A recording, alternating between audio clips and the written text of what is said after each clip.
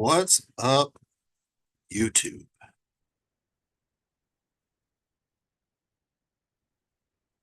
We are live on YouTube.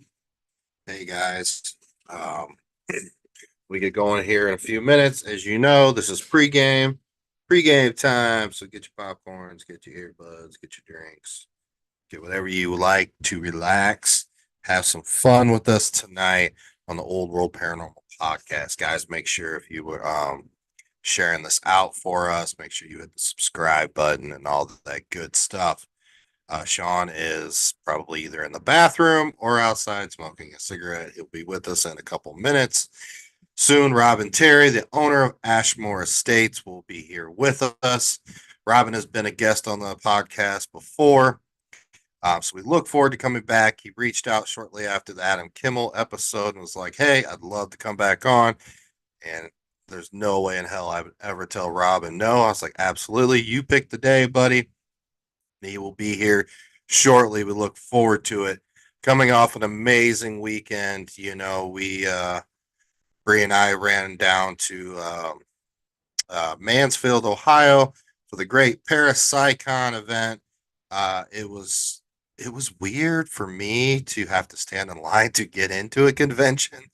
Typically, I'm vending, but this one we were not.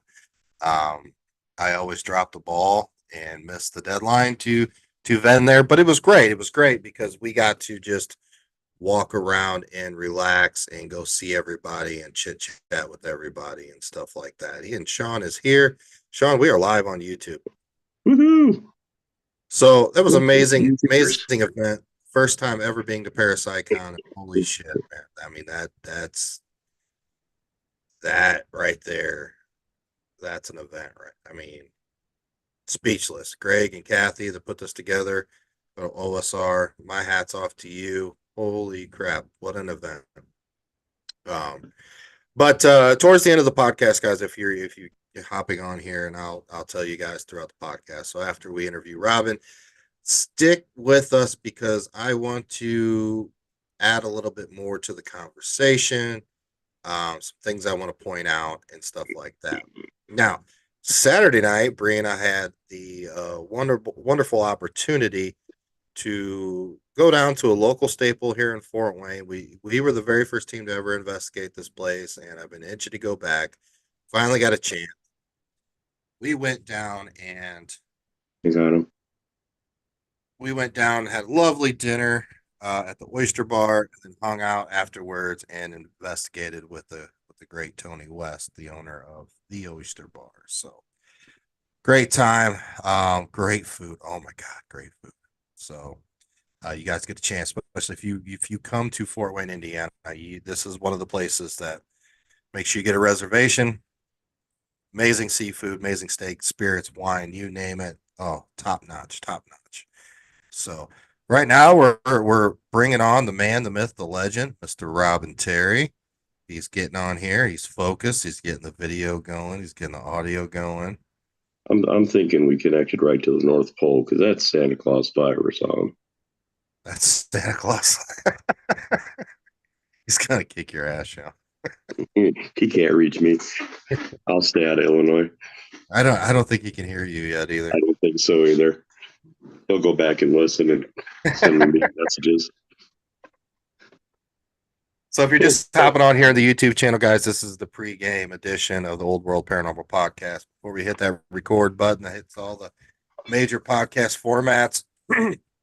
So we just normally just sit back, chill, and you This is also get to see us post game, and we add a little more commentary to that for the YouTube and like this is like us dry scooping pre-workout right here. pre-workout. Two old chug of lugs to try and protein powder, and we don't know how to use it.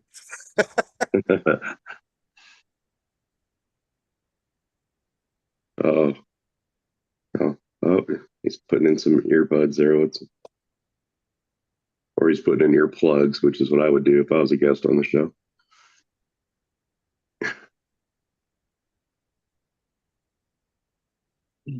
Oh man. And we'll be back at 8:34 when Rob finally gets his shit together. He's gonna kill me. I heard that. Uh-oh. I did follow that with "you're gonna kill me," so we're good. No, You, my earbuds weren't working. I'm like, oh crap! It's like they were working just until I went on with you guys. Then they weren't working at all. it was a good thing. Sean was spending 5 minutes. He was just like, "You're Santa Claus" and a bunch of other shit. I mean, you didn't want to. Swear to That's right. Jeebus, that's Santa Claus right there. Nothing I Well, ever heard Robbin, before. welcome to the pregame show. Here we are already live on YouTube. We're going to hit the record button on the podcast here in a minute. I've been on here before, and we greatly appreciate you coming for round two. Evidently, we didn't too much the first time. Yeah, not too much. We bribed him. He admits that we did screw it up a little bit, but that's okay. Typical stuff. Say what you want, how you want to say it. There is no filters. There's no rules. The end of the podcast, we will ask you 3 specific questions. Then you can plug away your heart's desire and anything you want to talk about or advertise or yell at somebody, whatever you want to do, whatever your heart desires. Yell at me, damn it. And if you can hear us, okay? Yeah, I hear you fine.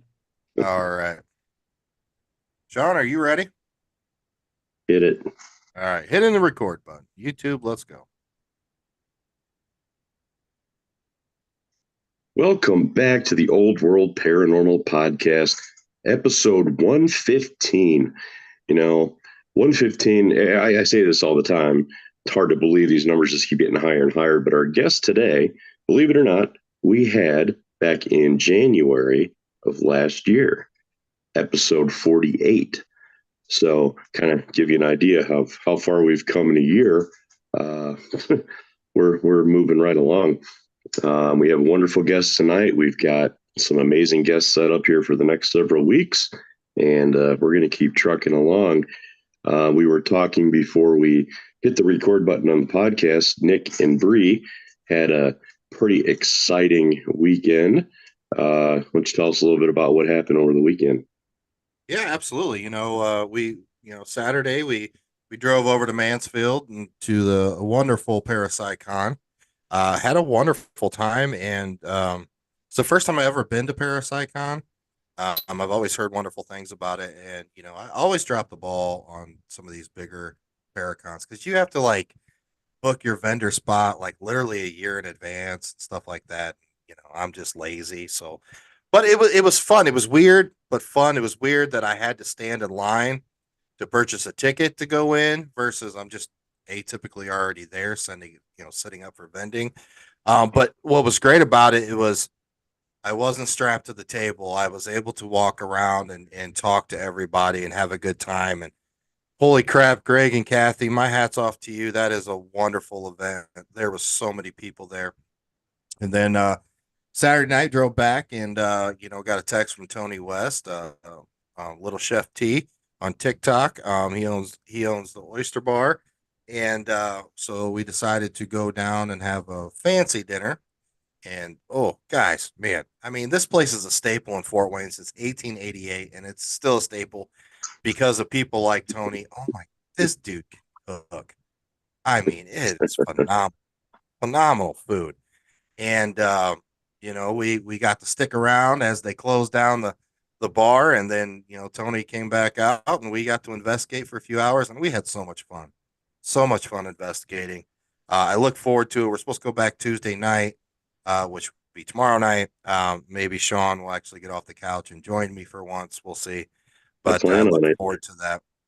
I haven't been there yet, so that was our weekend, and guys, stick around after we interrogate and embarrass Robbin for the next hour and a half. There's some things I want to talk about with you guys on YouTube. So stick around to the end of the podcast, and we'll, if Robbin decides he wants to stick around for that, he can. But I want to add to the conversation that we've had for the past couple of weeks. So, Sean, you either froze or you are one ugly person. Maybe both. It's my turn now, right? Hi, Robbin. Welcome to the Old World Paranormal Podcast. Oh, all Oh, is he coming Sean, back? he got mad and left. I have no idea what just happened there. Anyway, So, Robin, how you been? I mean, it's been 12, about 15 months since we talked.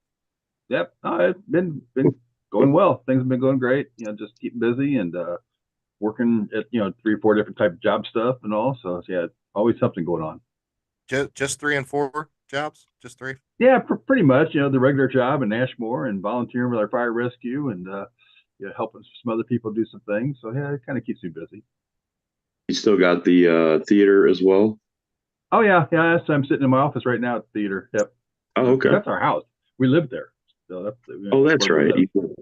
It's all coming back to me now. Yeah. All coming back to me. So I won't give you a musical interlude again. we know well. I remember. Sean doesn't remember. That's just because he's just an asshole. But anyways, we know who you are, Robin. But for our guests all around the world, fill us in a little bit. Who is Robbin Terry? Just some psycho idiot insurance agent in Auburn, Illinois.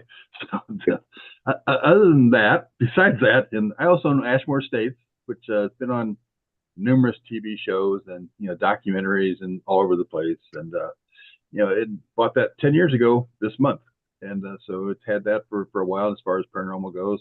Had the theater here. We used to do investigation theater. We've stopped doing that, which we may talk about later too if you want to. Why we did it, why we stopped doing it. And we used to be involved with Lost Limbs Foundation quite a bit until Mike decided to close that charity down at the end of the year last year. So, but yeah, Ashmore Estates is the biggest thing, that people, I kind of keep kind of quiet out there. Actually, I get out there sometimes and people think I'm the janitor, sleep on the floor or something like that. So it's, Or ghost. but yeah, or a ghost. Yeah, I'm close to that. We're working on that. It's the old one foot on the banana peel and the next foot just, next one's a ghost. So. He's currently in the veil. Yeah, exactly. It's like parts there and parts here.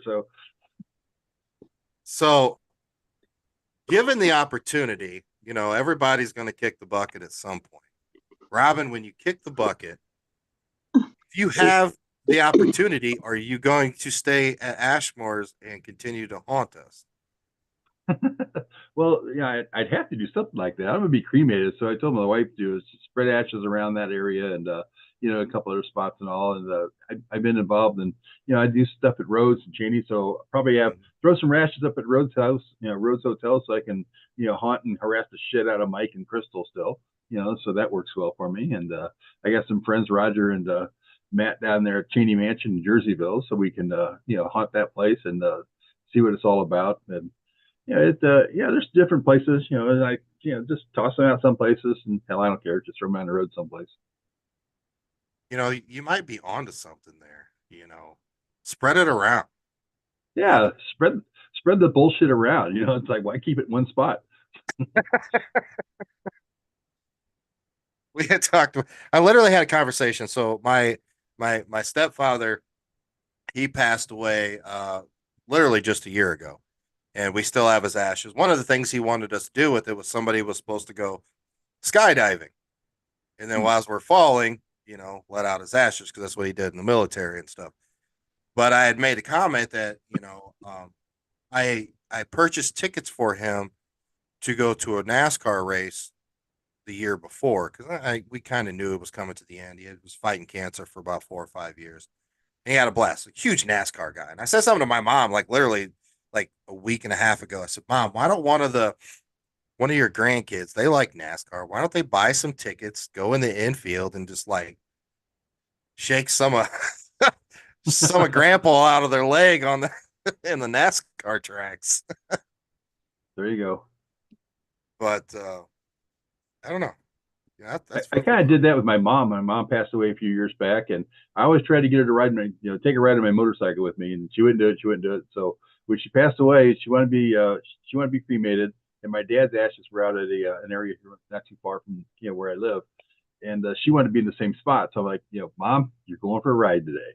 So I threw her ashes on the motorcycle, and we took off down the road, and I spread them out then. So she was probably bitching all the way to the place, but yep. So she got a ride in the motorcycle, whether she wanted it or not. That's cool. I like that story. That's cool. So I have no idea why we're getting down this road, but this leads to some interesting questions. What happens to Ashmore Estates once you and your wife, you know, is it willed to the family or this is Uh, an What? interesting yeah. question. Like nobody really asks these location owners, like, Why what's are you so obsessed with Rob's death? I don't know. That's creepy, dude. I don't know. I'm pushing the limit. I think we were too nice to him the first time we were on, and I want to make sure I get on the blacklist of Ashmore States before I get there, Oh I guess. Lord. You're not psychic, right? No, Oh, I'm not psychic. okay, Yeah. well that's good. So, but Robin, you got at least another 20 years, buddy. I wish. 20. I don't know if that'll ever happen, but no, actually, and it's kind of funny you ask that anyway because it's something that's been on my mind. In my volunteer side of things, I do fire and EMS. Yeah, when you run out and you're running calls and you're treating patients that are pretty much dying that are younger than you are by a couple of years, it makes you start to think. And so I've started doing some stuff like that and putting some things together. And because I collect a lot of equipment and things along that line as well. And so I've kind of talked to the wife and said, hey, if something happens to me before you need to head down this road and look at doing this. So we got some ideas in mind, some things there that kind of lining up, and some people that might be interested in the location and everything. And we just built a house out there too. So it's Oh, did you?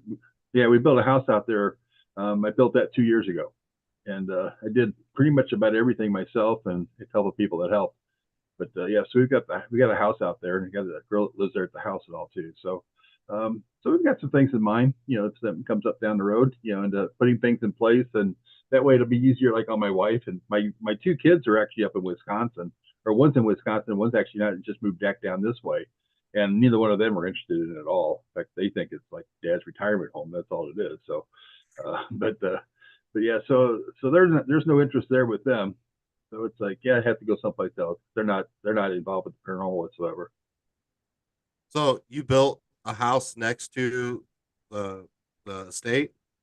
Yeah, right across. There used to be a mobile home out there, and we Okay. tore the mobile home down, and we you took where the foundation was for that. We built a house it's about 2,600 square feet, Oh and wow. we built out there. So yeah, it's a pretty good sized place. There's 4 bedrooms in one part of it, and 2 bathrooms, and then the other side of it, we call it the AE suite. It's an area where basically, if I'm over there working on stuff, I can stay on that side and not bother Ashley who lives out there. There's a door that goes into the house, but she can lock it from her side, Oh, okay. to keep people out. And but yeah, there's a couple of beds, kitchenette, bathroom, shower, and everything. Just like it's kind of like a glorified hotel room. So, but Now yeah, is it makes it kind of nice. she like the caretaker for you for the property then, or Yeah, she takes care of all the investigation. Actually, there's one out there tonight, and she's taking care of that. She keeps the grass cut, her and her son, and watches everything out there. So she's been doing it for 2 or 3 years ago. She made a mistake a few years back, and she said, if you ever decided to build a 3 bedroom, 2 bathroom house out there, I'd move out there. They're like, okay, and this was probably 7 years ago or something like that. She mentioned that to me. So I called her about 3 years ago. I said, you said a 3-2, right? She's like, what? I said, you said a 3-2, 3 bedroom, 2 bath, and you'd move out there. And she's like, yeah. I said, I'm doing it. And she's like, no way. I'm like, yeah, I'm doing it. So if you're moving out there or somebody else is moving out there, make a decision. So she called me about a week later, and basically it was kind of like the Beverly Hillbillies. They loaded up the truck and headed to Ashmore. So her and her son and her other son actually decided to go to school there. Then her grandparents decided to come up too. So they made the trip as well. So the whole family moved up there basically. so is this house just for them, or do you allow like the paranormal investigators to crash in there instead of in the building, or No, it's just theirs. I mean, they just there? rent the house basically there. But on the property though, we've got the 3 bunkhouses. Oh, okay. We've got there's 12 beds, 4 in each one, heat, air conditioning, TVs. The larger one has a smart TV in there, so yep. So people can stay in there all the time. Yeah, I mean your location. Unfortunately, I have yet to visit, and I say it every year. There's 4 or 5 locations. This is the year I'm gonna make it, and then the schedule gets busy, and then people call like, come here, come here, come here, and I'm like, okay. and then it never happens. It's kind of nice. This past weekend, Josh Hurd of Malvern Manor was down, and it's the first time Josh had ever been there. So we were sitting and talking. And I kind of walked around a little bit. He's like, I'm making notes, right? I'm like, what? He's like, you got so much shit going on in here, stuff you've done. He's like, I can't, I'm just amazed at what you've done in here for investigators. And he's like, I'm making notes. He said, we're going back and making some additions in all Malvern, and which is kind of cool here from another owner that, another property owner that, that they like what you've done there and they want to do some stuff like that at their place. Yeah, it's amazing. I seen a post that you made. I don't know if it was about a week ago, maybe 2 weeks ago, because you said it's been just right around the 10-year mark, correct? Right. Yep. You posted a picture of the building when you purchased it. Yeah. And I was like, damn. Oh yeah. Yeah. I mean, It was in bad shape. And in fact, when I bought it, there was no, and I can't remember everything, but there was no water, no electricity, no windows, no roof. I mean, in fact, the last one was like, there's no reason to buy it. I mean, the place was just a mess. And so it's like, yeah, there's just something that appealed to me about it. And, and actually, and I'm not sensitive whatsoever. And, it's like, I always tell people I'm about as sensitive as a rock. But when I was walking down to the second floor of the location, there's something there that pretty much was saying, help our building. And I always thought that the residents there and the spirits in that building were content with being there, but they wanted some help with it. And a friend of mine who's a psychic said, well, you know what probably is? He said the spirits from the theater that lived there at the theater probably followed you over to Ashmore and said, you should do this in our place. And so they're like a little jealousy spurt there between spirits. So because I'm 2 hours away. So every time I go there, it's a 2 hour road trip, to go over there and do anything. But yeah, we decided to just go ahead and do it and buy it and fix it up and do stuff. And I'm not one that wants to. If I buy something, if I do anything with it, I want to make it as whatever the best I can possibly make it. I can't just buy it and say, yeah, go investigate it. It's trash, but that's all right. And so we didn't even allow any investigations there until we got things done. yeah, we know some location owners like that, don't we, Sean? Yes, we do. I mean, they're preservationists or whatever you want to call it, but whatever. Yeah. I mean, I love having location owners on, Robbin, because I mean I understand the aspect of owning and running a location, and a lot of these paranormal teams don't. They take a lot of things for granted. They bitch about a lot of things, but they don't really understand what goes into the day-to-day operation of running a location, buying an old building, the upkeep. I mean, you're talking, you came in at, I mean, I wish I had the picture. I would show it right now. Maybe I'll give me a second. I'll look it up. I'll look on your Facebook page. Maybe I can pull it up so people can understand the difference between what it looked like when you purchased it. You probably like slipped and fell and bumped your head a little bit, went a little crazy for purchasing it, but what it looks like now and all the money you've invested into this building. And I'm thinking to myself in my head, I've never been there, but you're talking about a whole roof, windows. I don't know what else you've done inside, so I'm just going to guess probably minimum $500,000 invested inside this building. I haven't spent that much because I do all the work myself. But Okay. the first year I spent 75,000 just to get it, get a roof on it and get the windows in it. And I got fortunate because I coached hockey for 30 years, and one of the kids that played hockey for him, his dad owned a window replacement business, and so I called him up and said, "Hey, I need some windows."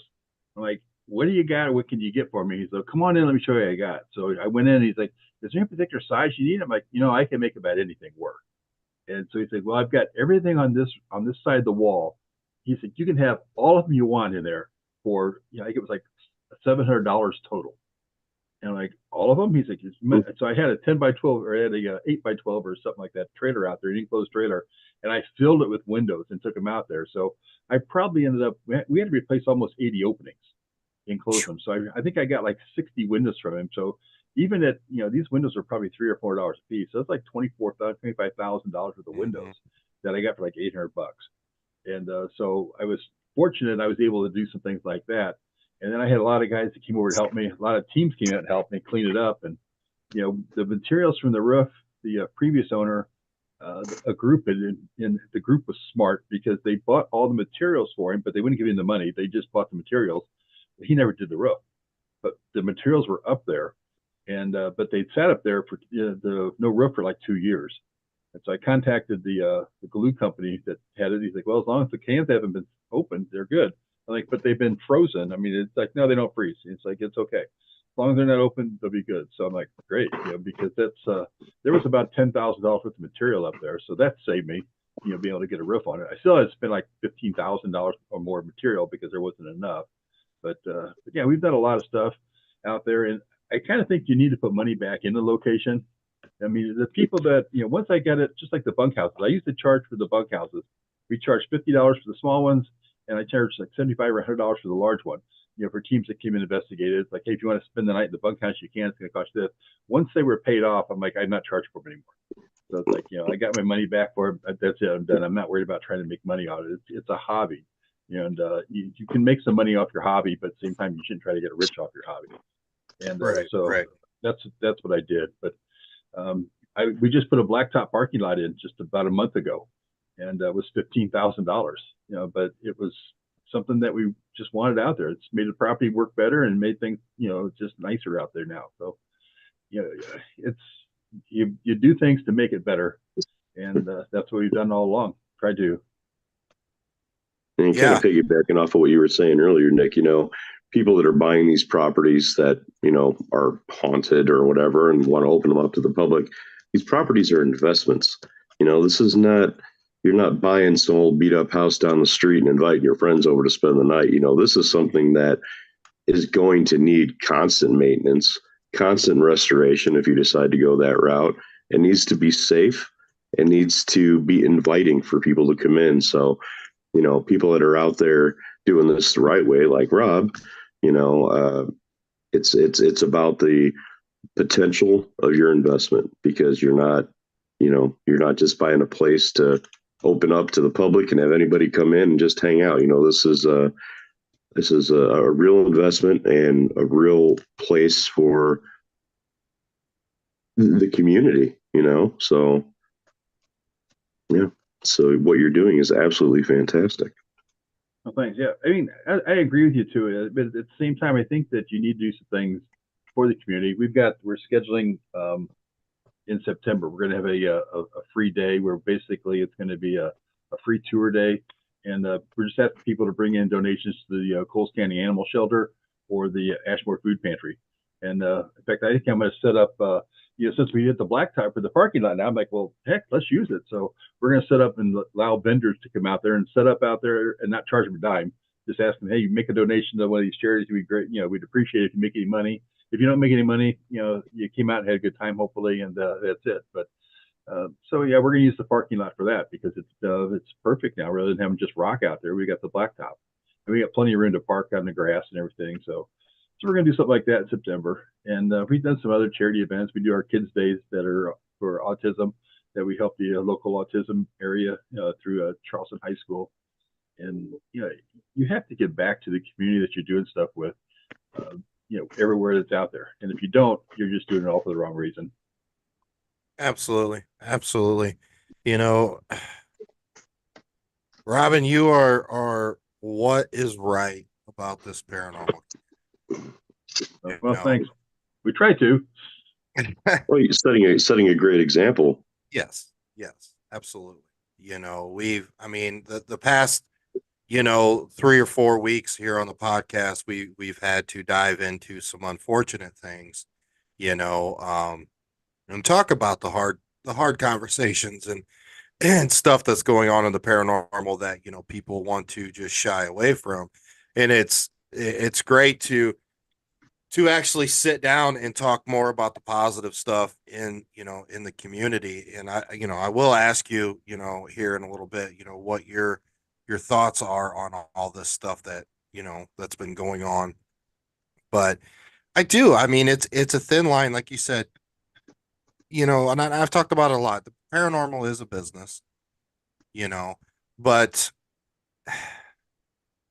I think it's a fine line, you know. I mean, it's a glorified hobby, but yes, you can make money in it. I mean, and some people it's a full-time business for them. I mean, I get that. I would never talk bad for somebody doing that, but you know, investing in that property, you want that team to come in and have a good time. They want to feel safe, wonderful environment because they're going to come back every year. You know, they're gonna that 1st of January when you roll out your schedule. You're like, I got to get my Ashmore Estates in. I got to book my weekend and stuff like that.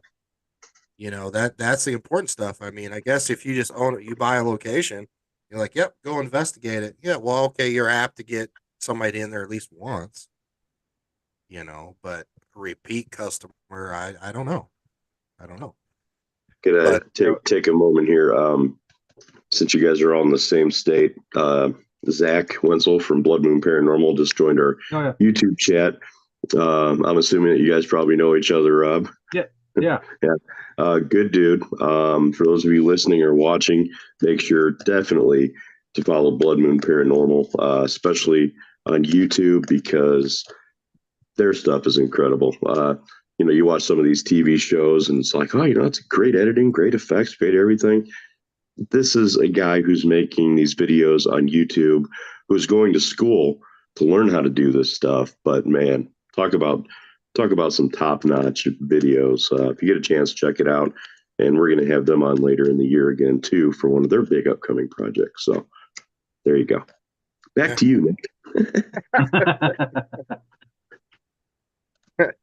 So what's next for Ashmore Estates? What do you want to do next? I mean, obviously you just invested all that money on the blacktop, but like, what do you want to do next with it? I actually have a list that's I throw it on a spreadsheet and it's about 3.5 pages long, and it's stuff that I want to do, and some of it may be little things, and a lot of people wouldn't even notice it. But a couple things that I've done recently, actually a few years back, is we've hung like if you're familiar with the paranormal puck, it's basically an IR light that's 360. We've hung that on all the floors or most of the floors in there, and especially in some of the bigger areas. So there's extra IR lights. We can flip a switch and turn it all on throughout the building, so people have more IR light for their cameras. We've got those set up in there. So That's yeah, so cool. so I talked to Sean Porter and worked it out with him, and we've got those, and we hang them up in there. We've been working on. I've got wires that we ran because the biggest thing, as a paranormal investigator myself, I've sat back when I bought it, like, what can I do to save people time and save energy and everything, give them a better chance to investigate. So we ran wires for cameras on the 2nd floor and 3rd floor, so they're already up there. All you got to do is basically uncoil them and and run the wires for your cameras. Well, they were all BNC connectors. I had a friend of mine contact me, or he came out and was like, "Oh man, I got Ethernet connected wires." Damn. So I went out the next week and ordered more wires. Now we have VNC and Ethernet ran on each floor. So there's 2nd floor and 3rd floor. There's 4 wires on each floor, so you can hook up basically 12 cameras with our wires and just hook them up to your system. I'm working on one step further now. I've taken it even a little bit further. We put junction boxes basically on each floor. There's 16 on each floor, so that you can plug 4 cameras in, and probably with a 25-foot Ethernet wire, or if you're using BNC, we've got adapters.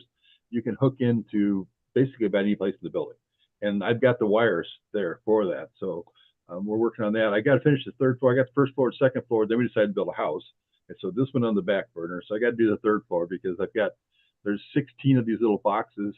There's 16 or 32, and then each one has 8 wires. So I got a lot of wires I got to put together and finish these boxes off. But just trying to make things a lot easier. That's what we've been doing, for the most part, is stuff like that. And like I said, a lot of people don't ever see it until you need it, and then it's kind of like, this is kind of nice, to be able to do that. So. Like some 5-star amenities there. You got a working bathroom and air conditioning too? There's 3 bathrooms, no air conditioning or heat. Oh. So, but there's air conditioning and heat in the bunkhouses. So there is there. So if somebody gets really hot, they can go to the bunkhouses and cool off in there. But that's pretty awesome. Yeah, there's no bathrooms. There's a shower around there too. There's a stove, sink, 2 refrigerators, gas grill, charcoal grill.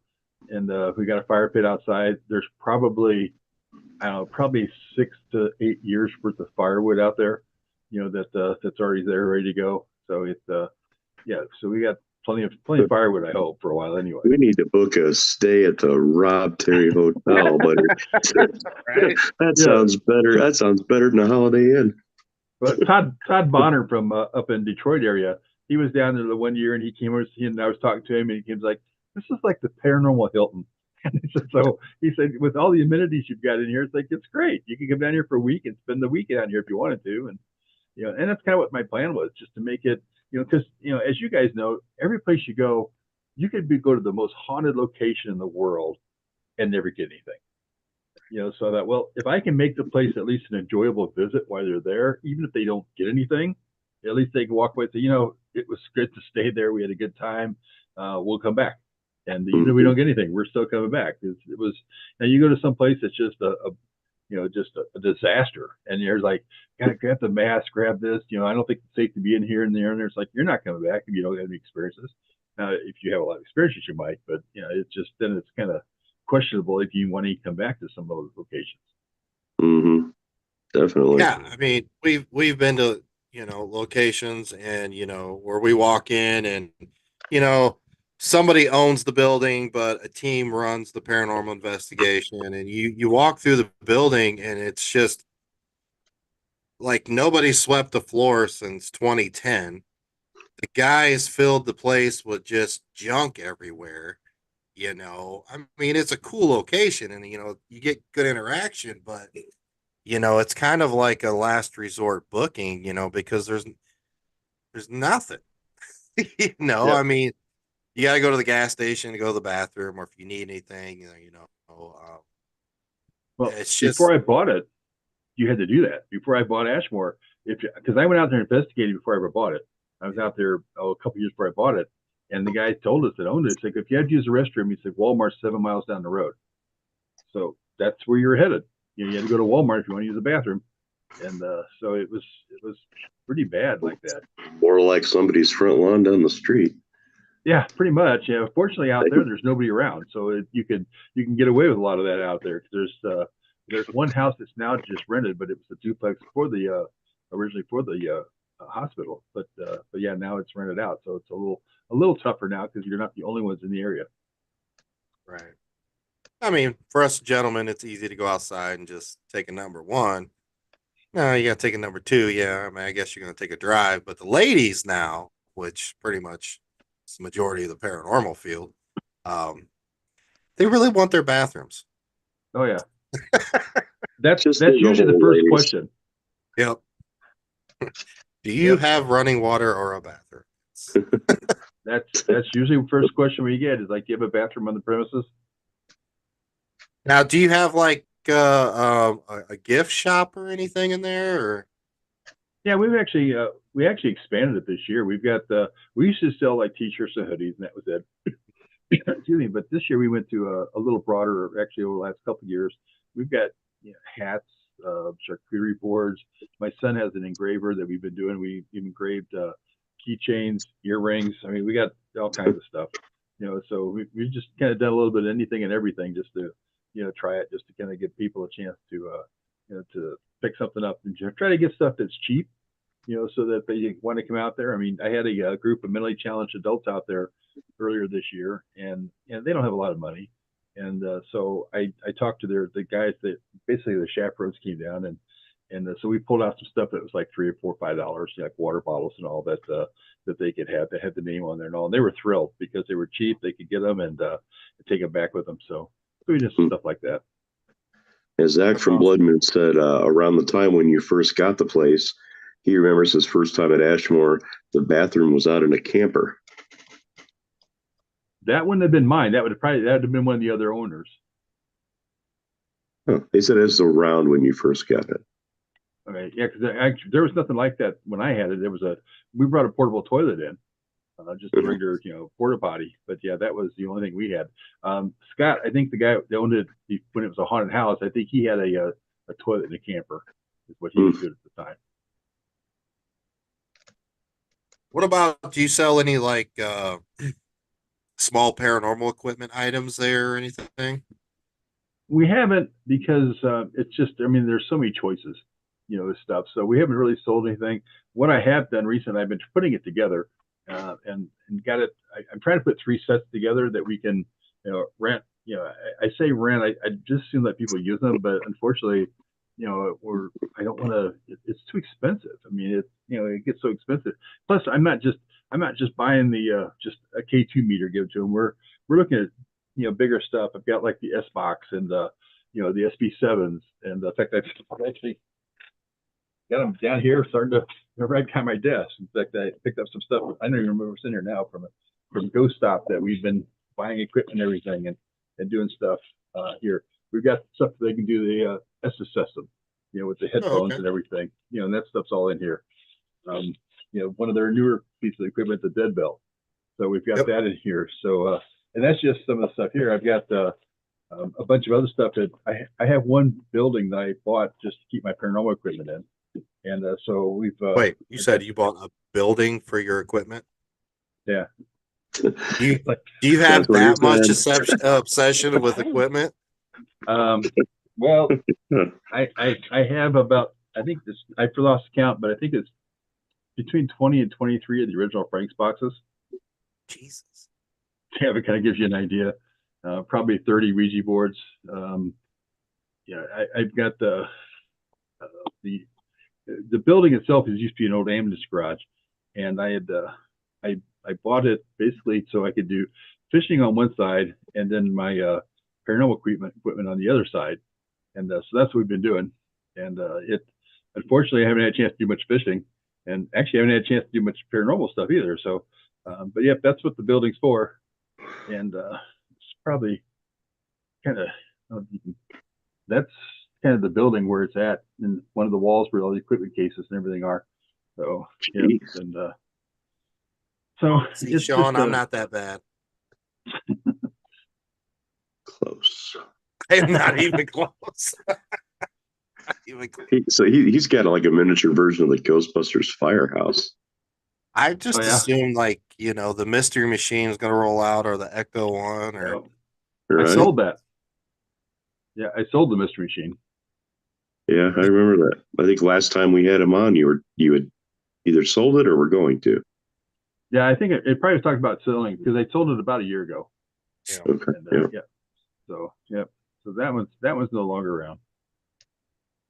I mean, you were at your house, which is an old theater, correct? Right. You used to invest or have people investigate it. Now you don't.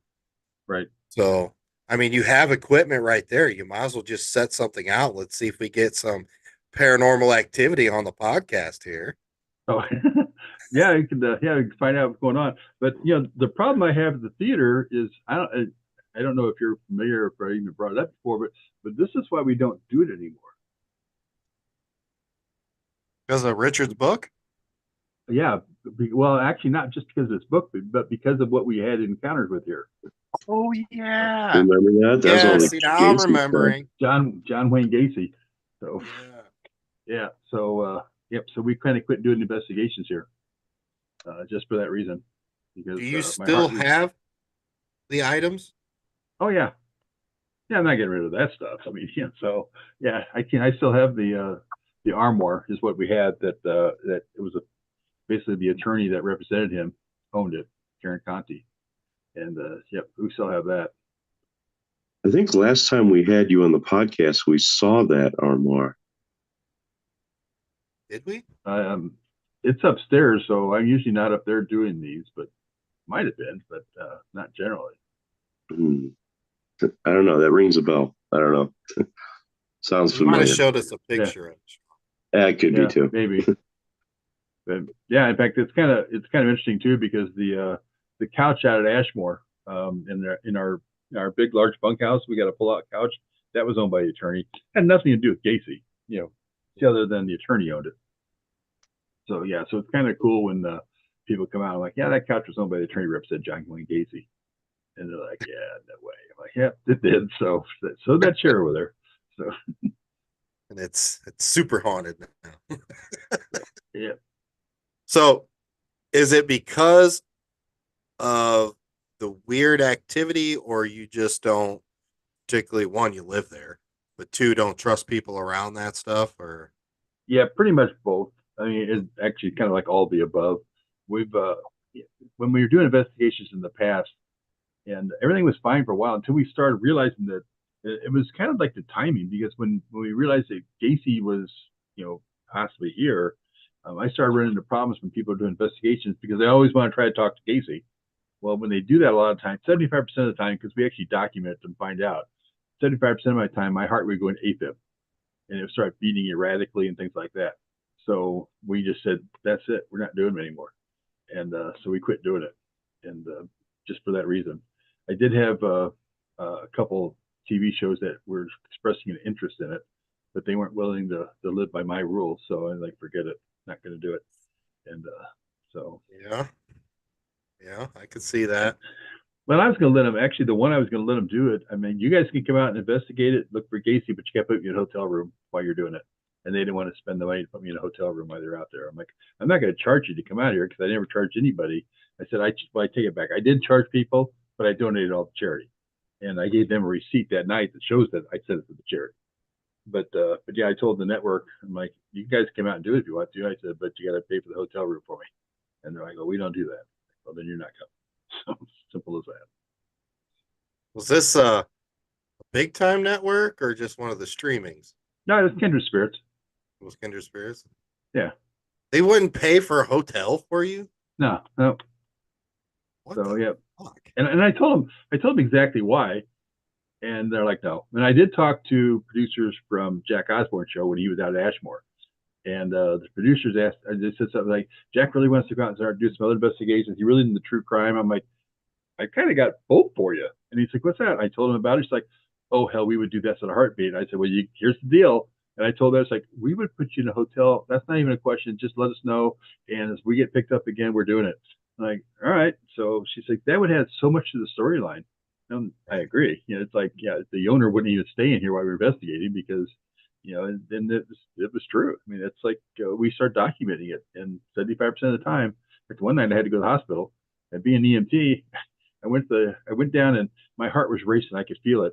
So I went down, walked down to the ambulance garage that I now own. But I went down there and threw myself on the monitor just to check it. Ran my own EKG, and I told my wife when I came back, I'm like, we got to go to the hospital because we're like 30 minutes away from the hospital. I said, we got to go. She's like, well, they're done here like half an hour. I said, no, we're going now because I could just feel it's like this isn't going to end well if we don't go now. And so we got down to the hospital and got in, and the charge nurse said, what can I do for you? I was like, I need to see a doctor. And she's like, can I ask what it's for? I'm like, sure. I pulled out an EKG and held it up in front of her. And she's like, get him a chair and get him out there now.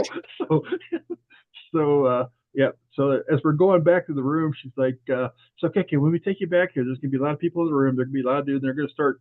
And you probably already know this, that you brought your own EKG in. I'm like, yeah, I kind of know what's going to happen. So, yeah. So we went back and did it. And they actually killed me back there because they give you a drug when they're trying to reset your heart. A lot of times they give you a drug and it's almost like a computer. It's called adenosine, and it basically stops your heart from beating. And while you're sitting there and they give you look at the monitor and you watch yourself flatline, and because your brain and your eyes haven't, your heart hasn't told your brain and eyes yet, I stopped. But yes, for a second there, you can see yourself flatline, and then it starts back up. That yeah, it's pretty weird. You never lost consciousness? No, no. I mean, it's just for like a second or a split second there. It's like you're just basically dead. Here we go. Back to Rob dying again. See, I knew this would come full circle. And and in 25 years when this happens and I show up to the funeral, everybody's gonna point at me and be like, this is all your fault. It's all your fault. No, it's all Casey's fault. Who the hell has their own EKG? Well, I'm involved with fire rescue, so and I ran the ambulance service at that time. So I just went down and did it. That's kind of, in fact, actually we did that one night. We were trying to document if my heart would go, and we came in. I mean, I was taking the when people like to use trigger objects, I was going to the ultimate trigger object. because we came in, I put electrodes on myself. I'm carrying a heart monitor around, and we were investigating for Gacy, trying to see if we could trigger him, and then I could have documented proof that if we did run into a situation where Gacy came through and my heart started going to AFib, it'd be on a monitor. We could print strips out. We could do it all. And if it were worse got to worse, and all of a sudden my heart stopped, I'm already hooked up. Just hit the buttons and get me back. Shock. So yeah. So we took the trigger object level, trigger object to extreme level. I kind of want to hook you up to some electrodes, Nick, and just zap you every now and then. This goes back to 5 weeks ago when I was talking about the whole experience of flatlining people to get their NDE, their near-death experience stuff documented. That's all we need. We just need one of those, like what Robbin has. You're so morbid. Just shock them back. Yeah, just bring them back. That works most of the time. Well, apparently Rob's the guy to do that too. So let's just head to Illinois. Yeah, there you go. We'll strap Rob to the table. He'll tell us what to do, and we'll push the buttons. You could promise you could bring me back within like there's no minutes. promises ever. So yeah, you can't promise to do that at all. But I promise to try real hard. Just if I volunteer myself, make sure Sean is outside the building. Because he'll unplug the fucking machine. I'll be standing there like this. You looking for the cord? So, yep. I told you they made a movie about that and it didn't end well. I have a couple of autopsy tables downstairs. We can just strap you to the autopsy table, so that's not a problem. Oh, he's comfortable with that. Yeah, I'm used to that. I'm just saying, it's for science. For science, I'll do it. I mean, what do we got to lose? I mean, we chase ghosts and we do all this stuff. I mean, we want to see what's on the other side. So 60% of the time, it works every time. L&M Paranormal said. Exactly. 60% of the time, it'll always work. So. Bree said, no shocking you, or I'm going to get it next. Yeah. So I'm out. I don't need that. I don't need that drama in my life. He said, don't egg him on. He'll do it. I know he will, Bree. Yeah, I'll do it. He brought it up, Mr. Death Obsessed. Hey, we're all going to eventually get there. Yep. Some just live longer than others. Sooner if Nick has his way. That's why I've told a few people. I said, at my age, a death sentence isn't that far away. So, you can go out and commit, murder. And it's like, yeah, you get sentenced to life. That's a short trip. When you're 20 years old, 30 years old, that's a lot longer term. But, at my age, it's like, yeah, it's right around the corner. See, this is why older gentlemen scare the shit out of me. You want to know why? Because they've lived a long time and they're like, fuck it, I'll wear orange, because what? I got another 10, 15 years, like, Yeah. Yeah, that's scary, man. Like, I ain't messing with them. I mean, Robbin probably knows like jujitsu and martial arts, and he'll probably like just poke me in the neck and like I'll fucking just die anyways. Yeah. Played hockey for 30 years and carried guns, so I don't really care. I think. So knock your teeth out and then shoot you. Yeah, those are all gone for playing hockey, so it's like not a big deal. So, I mean, a lot of most people know you because of Ashmore Estates. Some people know you because of the theater, but some people don't know that you were involved in the purchase of the Rhodes Hotel and with your damn near best friend Mike, which I seen Mike Saturday at Parapsychon, which Rhodes, what the hell? I'm missing. It's a missing alert. Rhodes is an amazing location.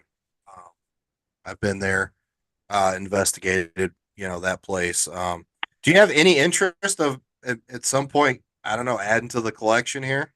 Another location? Nope, not at all.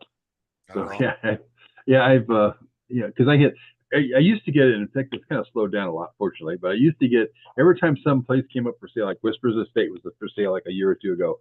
People were like tagging me, "Hey, look! Hey, look!" I'm like, "No, no."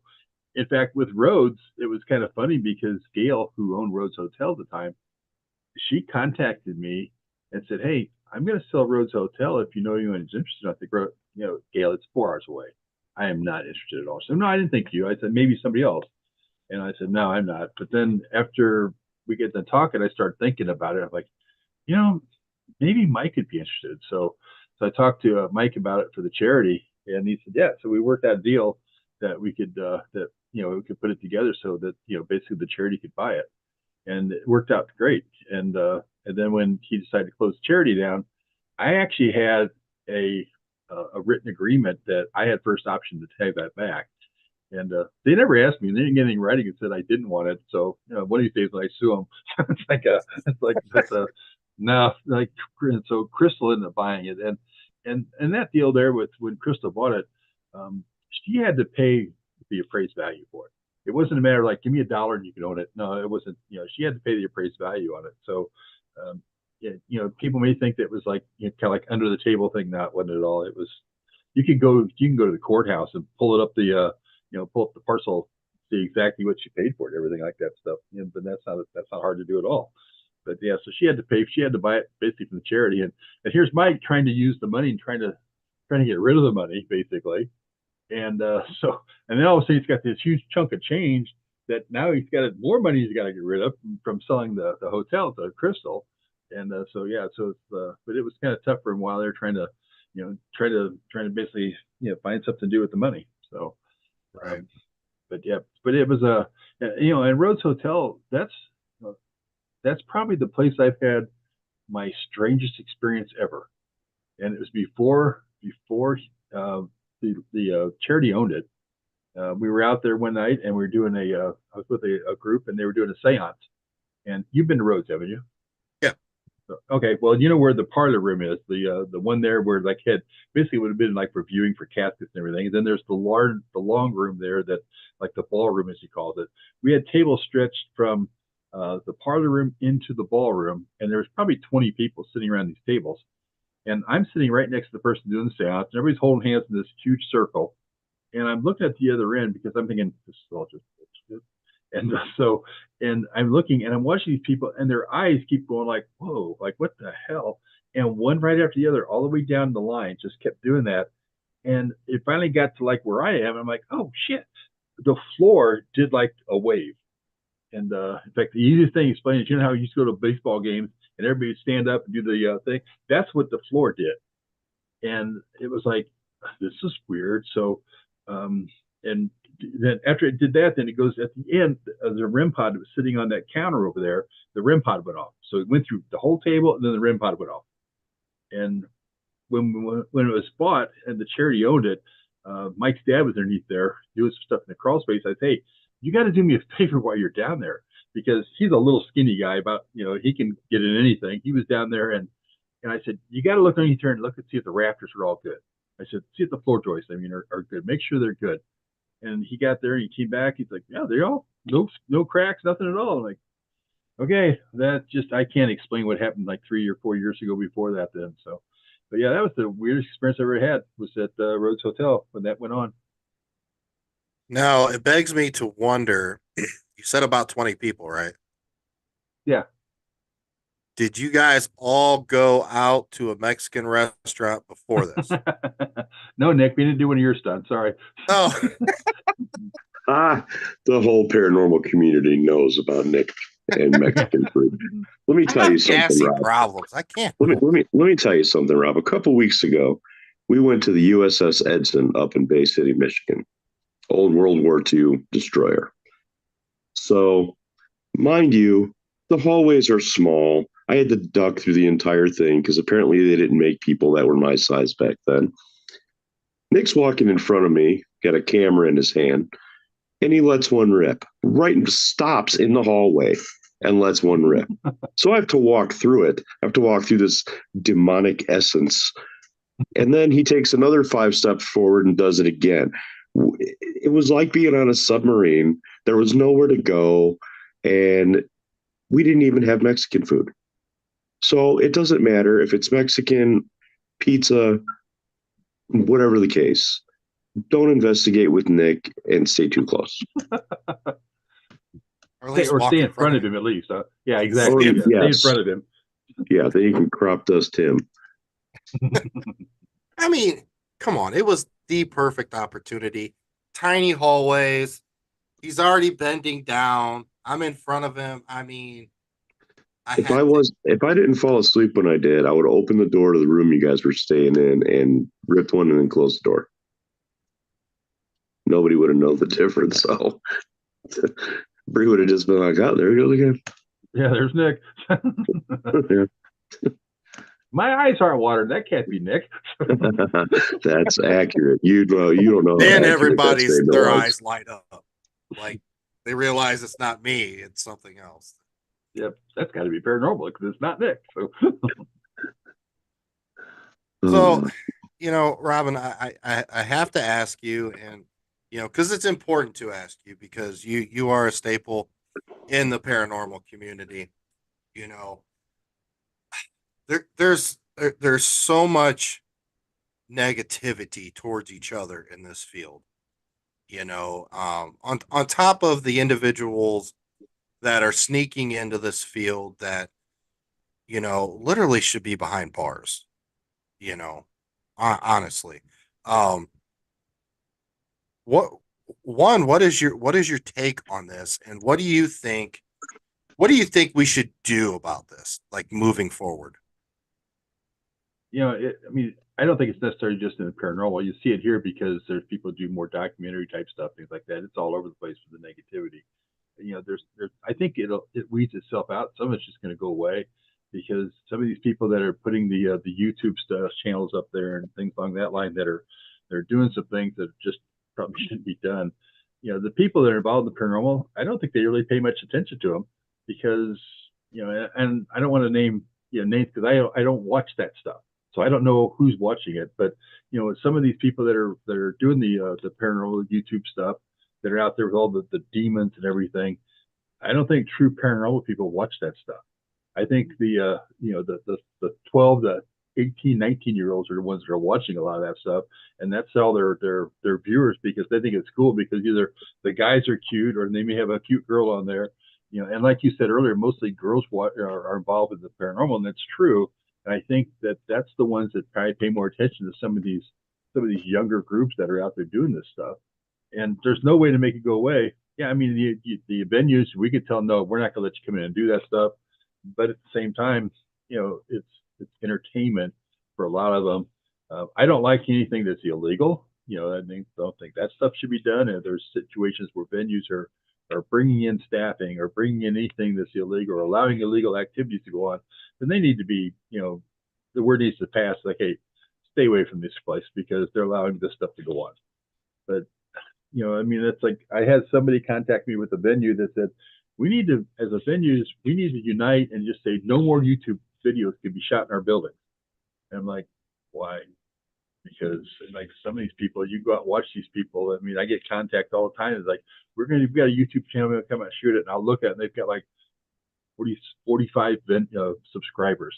Like, yeah, that's really going to hurt my business if they come out there with their 45 subscribers and post something that's wrong. And He's talking about our channel. And there's one that's out there, and I don't have a problem naming it because there's nothing negative. Is oh shoot, I lost the name, but Matt Reich was on it. They did it out there. That was I forget something midnight or I forget the name of it. Nothing they did wrong with it. It was the episode they did with Ashmore was seen like 1.4 million times. And I've never had anybody call me really and say, I want to book your location because I watched it on this show. So there's 1.4 million people that watched this episode, and nobody ever said we're coming out to your place because of that. So I don't think that as a venue owner, I don't think those shows do us any good. The TV shows, yeah, they do because a lot of people sit at home and watch it. And then maybe it's a place that because like with the TV shows, especially like Ghost Adventures, I used to watch like the first 15 minutes of Ghost Adventures because they'd come in, they'd show the location, they'd talk to the owners, they'd talk to them about the history of the place, and then they get crazy. So it's like 15 minutes, I'm done. I just want to see what the location we're going, and that's it. So, and I think that's what helps us out more than anything is when they come out and they talk about the location, the history of the location, things like that. Because that's when I think that's when the paranormal people will watch that part. The rest of it's like, yeah, maybe they do, maybe they don't. Maybe they'll hang on to it just to see what the inside of the location looks like, but they don't get caught up in the whole demonic activity stuff like that. So like at that point, I think we turn the volumes down and we quit listening. We're just like, we just want to see what the location. I don't care what you're saying or what you're doing in there because it's probably all a bunch of crap anyway. But unfortunately, you're not gonna police the thing, just like you can't police everything else that's out there. But I think as owners, it's our job to make sure that we're providing a safe place for people to come to, via the building itself or the personnel that we have helping us. And that's like I've got 4 friends of mine, and they're all girls that come out there and help me with the investigations and everything. They handle it, and I couldn't ask for a better group of girls that come out there and do stuff for me and to help me out with things. They keep the building clean when they come out there. They do stuff. They take the garbage out. They're filling the bathroom tissue. They do stuff on their own. They'll call me and say, "Can I do this?" I'm like, "Well, yes, you could do that. Why would I say no?" And but that's where I think that's where our obligation is to make sure that we're providing a safe place for people that are renting our locations. Do you think it's important to, like you just said, you have four lovely women that help run the location? You obviously have a lady I that's never said they were lovely.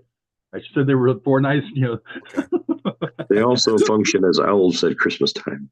That's Yeah, true. exactly. It's true. You didn't say that. I was just trying to be nice, Well, but they know me. If they saw that, they're like, he said we were lovely. They doesn't sound like him. He said it for what the views. Yeah, exactly. you know, eh, I think it's important to, a location owner like yourself. I mean, you live 2 hours away from this location, to vet out these people that are one representing you in your Right. establishment, that they're going to be held to the utmost, respect and honesty and everything else. I don't think I think that's part of the problem, and that's what a lot we've been talking about is some of these locations are just letting whoever wants to volunteer to come in here to these places, and things happen. Now, I'd close it down before that something like that happened. And yeah, I mean, I've had a little bit of problem out there at times, and it's like I removed the problem. So it's like yeah, and it wasn't so much with the people that came. It was with we had a problem with what was our understanding of how I wanted things done. So I was like, yeah, that's not going to work. So let's just split ways, forget it. And we're still friends, and we weren't for a little while there, but yeah, we're friends. And Right. but yeah, it's just because it's kind of like the people that come out to help you, they have to understand that it's your building and you want to make sure it's taken care of. But at the same time, as the building owner, you need to make sure that they're doing things that the way it should be, and it's morally and ethically and legally, right. And, so that's what we do. I mean, did it ever cross your mind to, at some point, like, hey, I'm going to add this person to the staff as a volunteer, this or that? Did it like a background check or anything ever come into your mind during that process? No, because the people that I've had out there, Ashley, I've known for 10 years. Terry for probably longer than that. Holly for about 7. Abby for like 5 or 6. So I've known these, and then I've known them before they ever came out to help me, because I'm kind of one of those like, you got to prove to me that I really want you out here before I ever bring you out here. And so that's what we've done. And yep. So Ashley's the one that's living out there now. She does everything for me. She's like, I always tell her, I said, you're like the daughter I never had. And her and my son are about the same age. In fact, they were on Facebook the other day, give me a hard time about they're like, it's like, hey, he's really got a heart. People just don't know it. I'm like, you 2 little A's, because it's Andy and Ashley. I was like, you 2 little A's, we're knocking off of it, just so both of you. So, but yeah, but yeah, so I mean, they're friends, but then at the same time, they know that that this is the way it's going to be, and we respect each other. We have a good time. Unfortunately, we don't get a chance to all be together very often because, I mean, here's what I have too: is the girls that help me. Ashley lives there on the property.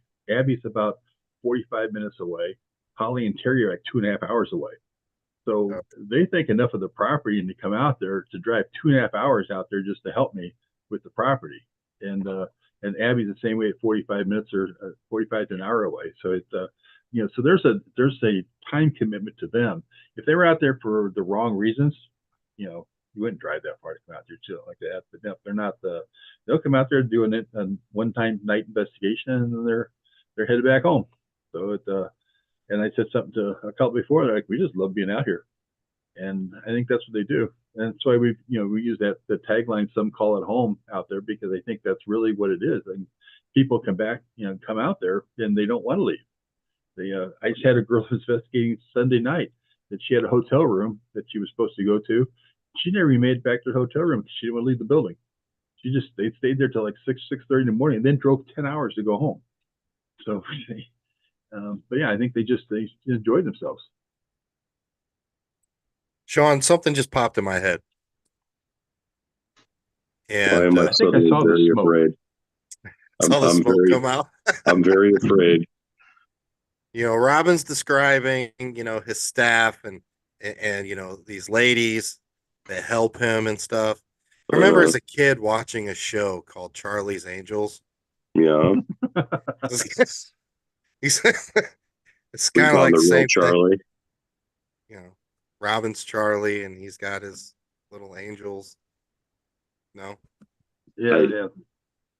I wouldn't necessarily call them angels, but because we give each, the good thing about us, we all four have good relationships, or all five of us have a good relationship with each other, and I give them crap all the time.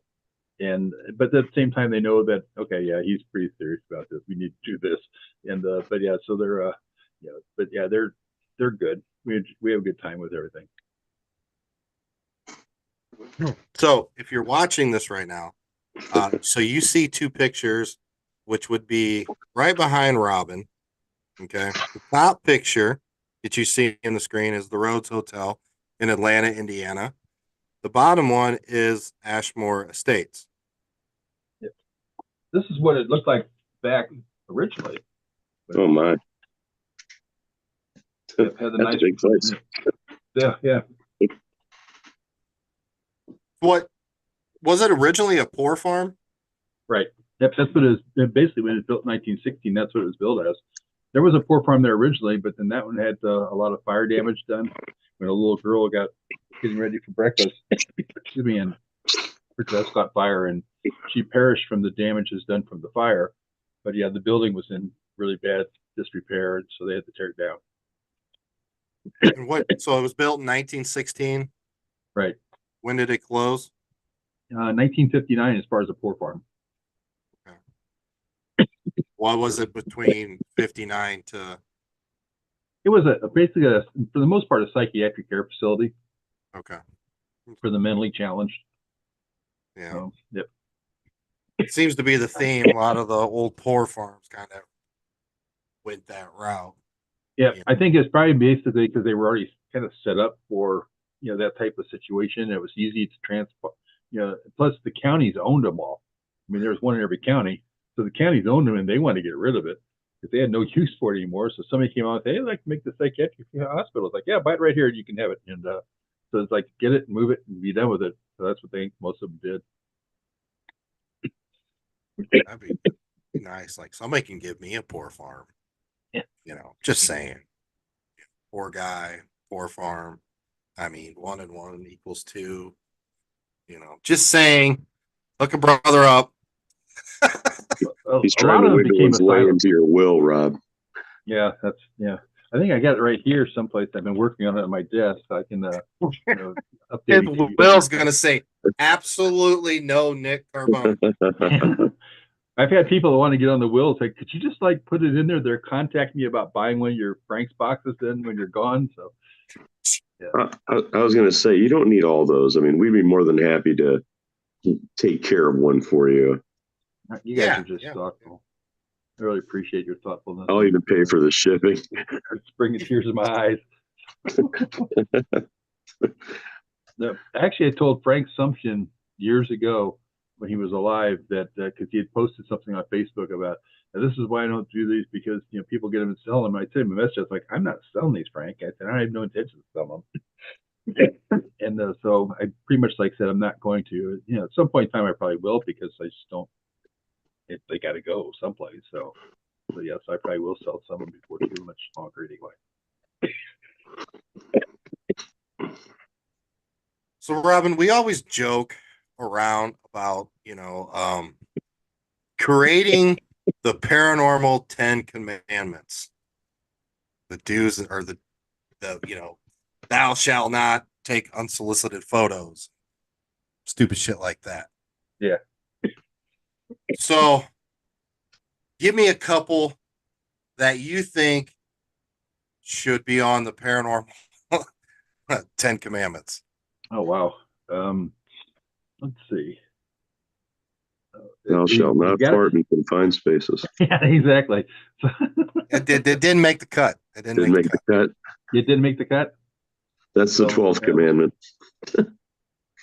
Probably not. No video camera. No video cameras in the bathrooms investigating, and so we actually had a girl at Ashmore one time that told me that she had an experience in the bathroom, which she said, I'm like, I think we're done talking now. I don't want to hear anymore.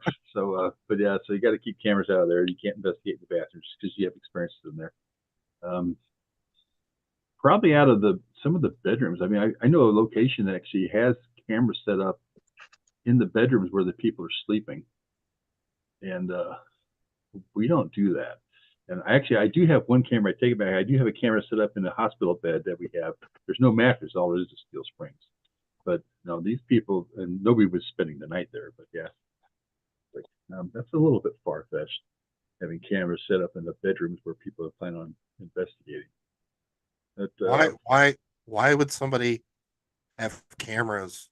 Like the location owners have cameras in there, or are you talking about? Yeah, no, location owners. Why? He said that they're basically so that people have experiences that they can document it. And I'm like, no, I'd be throwing a hat over that camera, in there like at night. It's like, no, you don't need to, having some location owner sitting there in his house watching you in your bedroom, at night. That's just there's something wrong about that. So, that's what we are actually. My cameras are all set up in my building for security purposes. That's it, and they're in hallways, they're stuff like that. So I mean, if you do something crazy in a hallway, I'll probably know about it if I ever go back and look at it, which I don't. And yeah, I mean, the serious side of things on your commandments, obviously whispering and stuff like that. But no, and I don't know. Just try to think of some of the crazy things that people have done that are out there. And we had a girl recently that make sure you have ninja skills, I suppose, because she said she was going down the hallway out there at Ashmore, and she had they heard a big door slam, and she kind of like came running, and she turns around and kicks like she was kicking a ninja, doing a ninja kick and all. And she actually did it, and our security cameras picked it up, and so we had some fun with that. And I went out there actually about a month ago and domed her the Ashmore Ninja Security Officer now.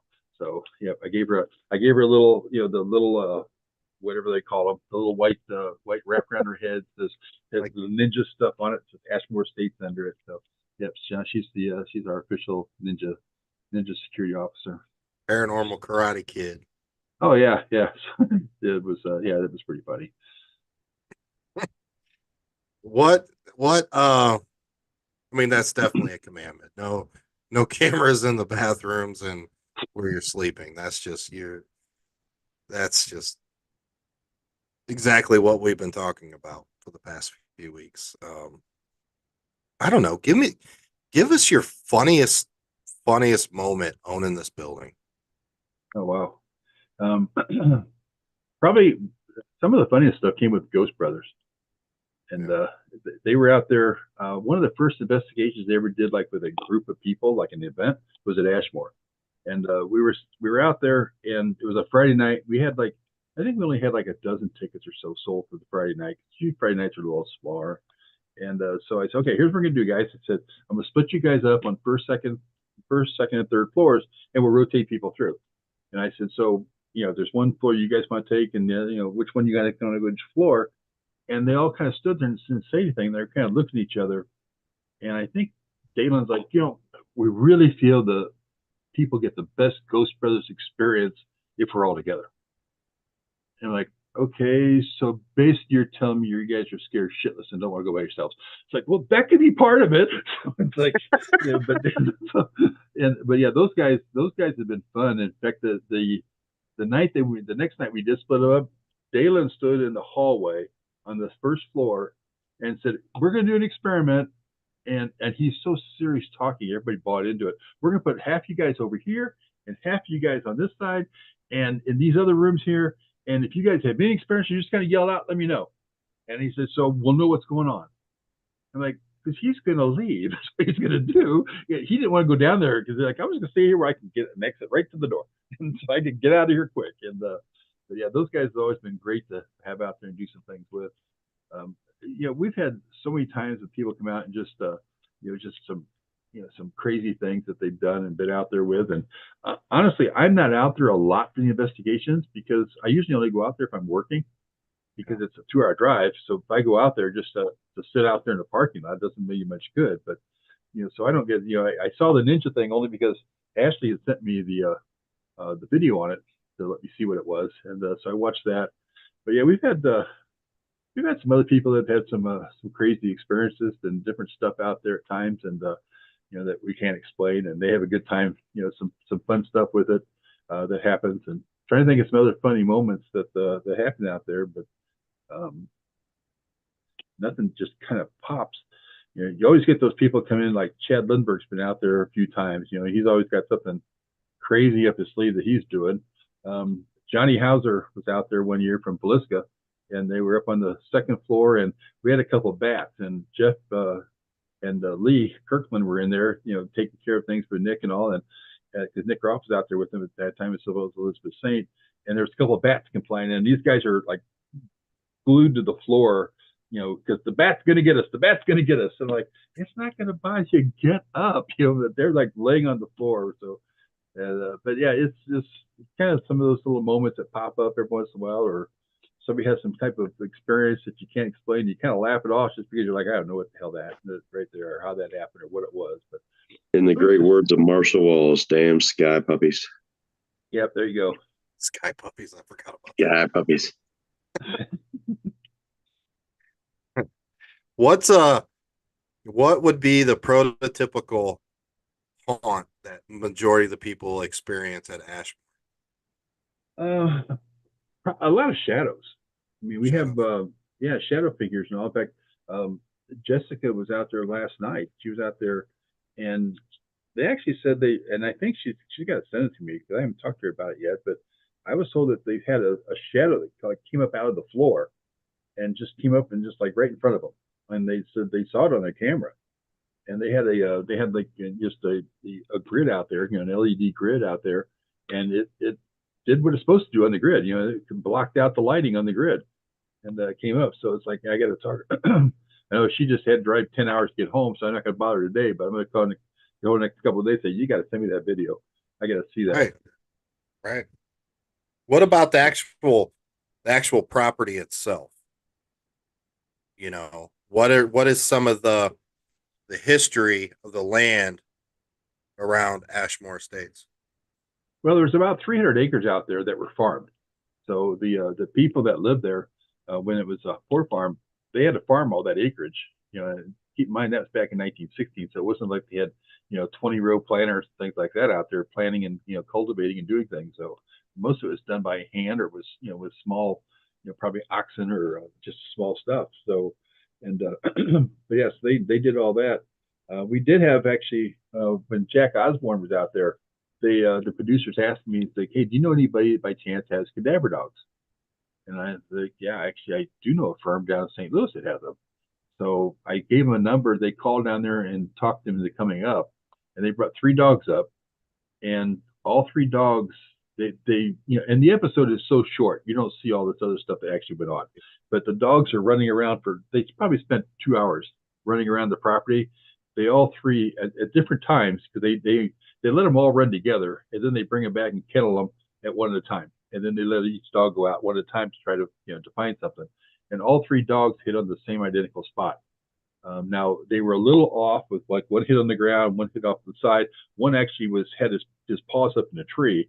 And the lady told me that the thing is that when there's a tree close by, a lot of times what happens is that decaying body will get into the root system, and the dogs pick up the scent because the tree acts like a chimney, and she's like, so it's smelling into the tree, it's from the root system. So, but yeah, all three dogs, and she said that if one dog hits on something, that's pretty unusual. Two dogs hit, it's almost impossible. When three dogs hit, she's like, yeah, that's just totally amazing. Just because it hardly ever happens, and they did have all three dogs hit in the same spot, or within like 3 feet. When you got 3 acres out there and the three dogs hit within 3 feet of each other, that's pretty good. Well, yeah, I mean, most of these poor farms, I mean, these are people that, didn't have anywhere to go, or the family shunned them. I mean, they would go and live in these what they prototypical poor farm, and they would, like you said, farm the land. They would have to work around the building, make their way for their residency there. But what also would happen, obviously, when they pass away, nobody's going to claim them. So a lot of these poor farms do have like small little cemeteries, or some cases you would have to get cadaver dogs or whatnot to even locate where these bodies are. So that's why I was kind of asking, is if there was a little cemetery plot there as well. Yep. There is across the street, about a mile across, and they've got, that's where actually the Poor Farm Cemetery. If you Googled it and asked for Coles County Poor Farm Cemetery, it'll pop up. But it's across the street from Ashmore, just about not quite a mile, probably half a mile as the crow flies, right across from it. So, but there was a lady that used to live there that I talked to. She lived there, and her dad was the superintendent. She was about 80 years old when she lived out there. And she said that she used to look out the window upstairs at night, and not every night, but on occasion, and she sees somebody out digging in the field in the back. And she said she never could figure out what he was out there doing at night digging. But then she realized after, later on down the years, that he was probably digging graves to bury somebody out there in the field. So there's probably a lot of unmarked, graves out there in the field itself. Interesting. Like like a local guy, like somebody. Somebody lived there at the property. I mean, lived on the poor farm. Oh, okay. So at night she would see somebody out there. Yeah, she sees somebody out there at night, that somebody that lived there on the property, that was a resident of the poor farm, that would be out there digging. And and then when they found when the dogs alerted on the cadaver, they had to contact Coles County Police Department and let them know that, hey, we picked up on this. And the sheriff's office decided that since the property was basically a poor farm, there's probably a good chance that that's happened most of the time out there. So we've been actually going to advertise that if you have somebody to get rid of, I have a backhoe, and we can do it for the price. I'm going to make my money out of that place somewhere or another. That we can bury people out back. Coles County doesn't care because it was a poor farm. They figured there's probably bodies buried anyway, so we're good. Well, I will. I have a list. I will send you. I will email you. Yeah, we do have we can work out a volume discount too. Hey, I got a question for you here from L&M Paranormal, Rob. Your favorite piece of equipment to use at Ashmore specifically? Right now, it's been that little bell ringer.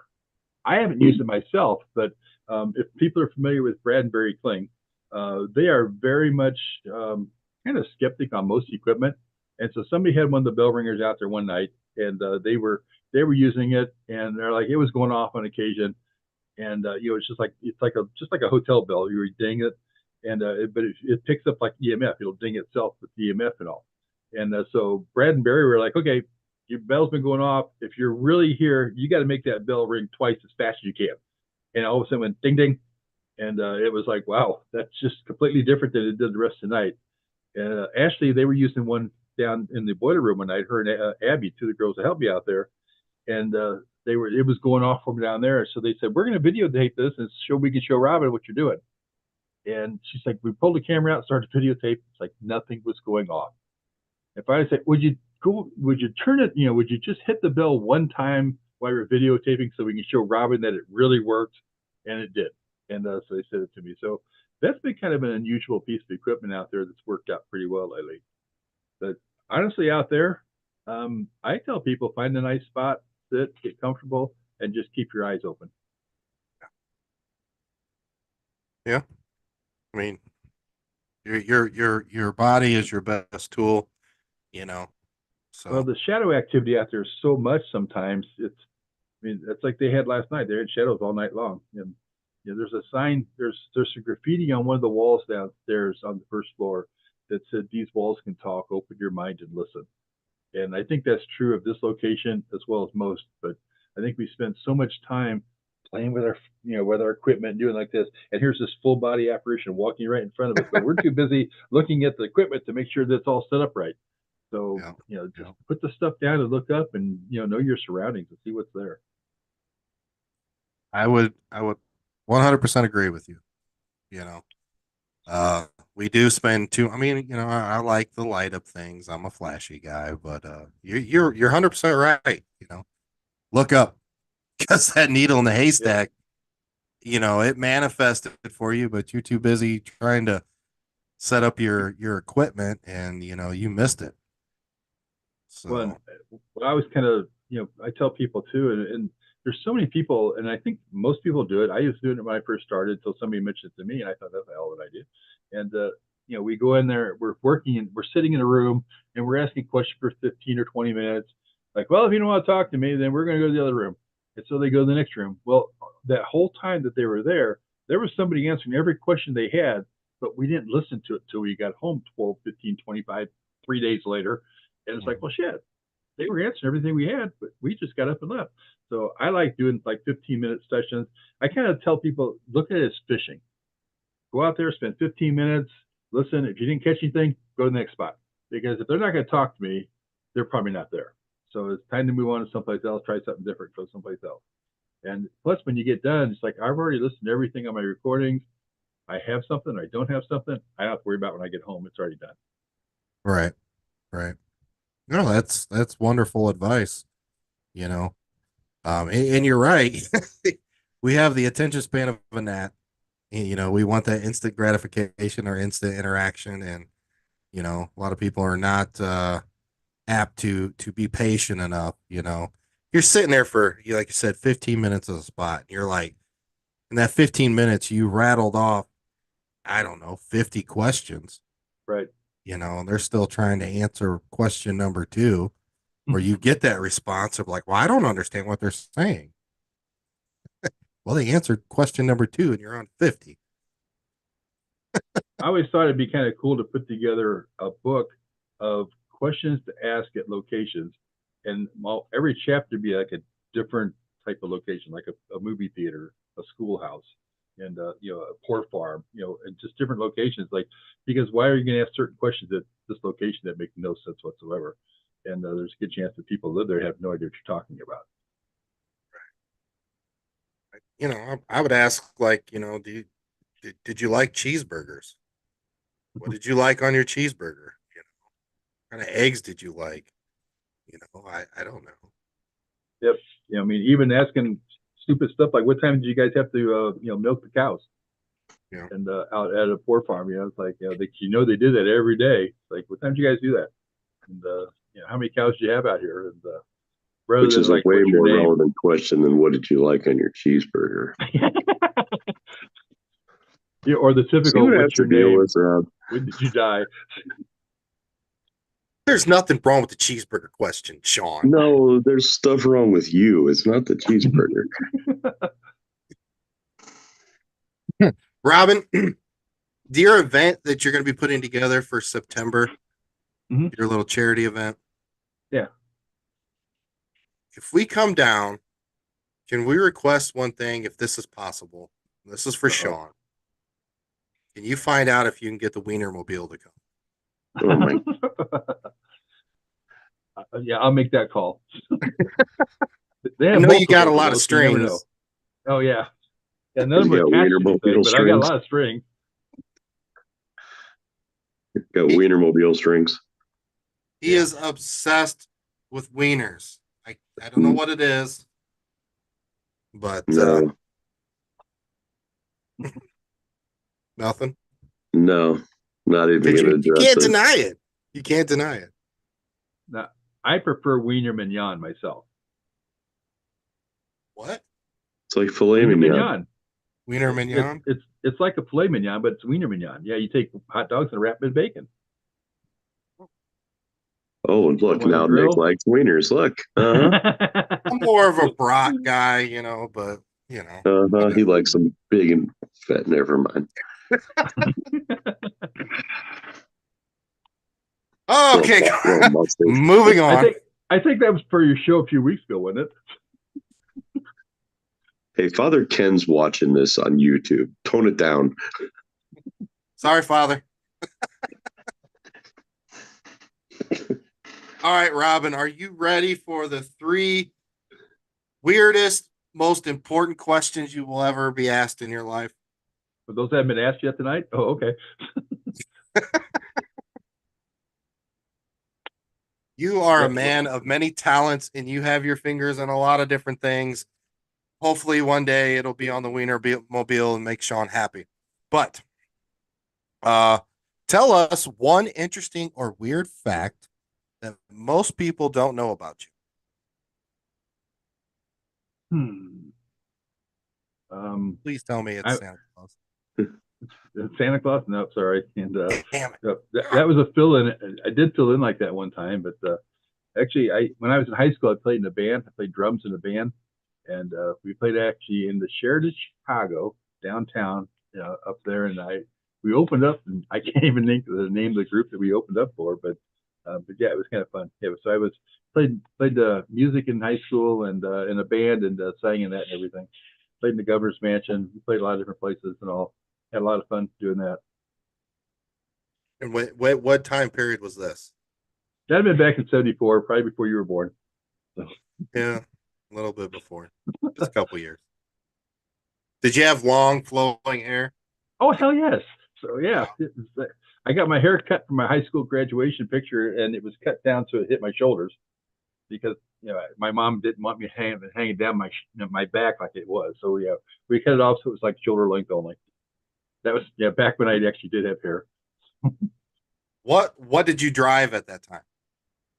A 77 or 74. I have a 77 now, but at that time I was driving a 72 AMC Gremlin. And I since then I fortunately been able to financially afford it. I have a 77 now. Is that like your bucket list car? No, not hardly. It's just one that I had in high school. So it was kind of like that first car, so to speak. Yeah, and so actually wasn't the first car, but it was like the first car that you had maybe like relationships in and all. So yeah, so we had to have another one. Huh? And, yeah. What? I didn't think they heard that. What did you say? They had what? Yeah, it's probably a family show. So Oh yeah, it's definitely PG for sure. Yeah. My first car was an '87 Fleetwood, the Elegance, the short body. I had a hearse that was the '86. So yep. But I kind of collect cars. I play with some cars. So yeah. So I've got a few cars in the collection still. So if you had, there's one car out there that you're just dying to get your hands on, what is it? Oh wow.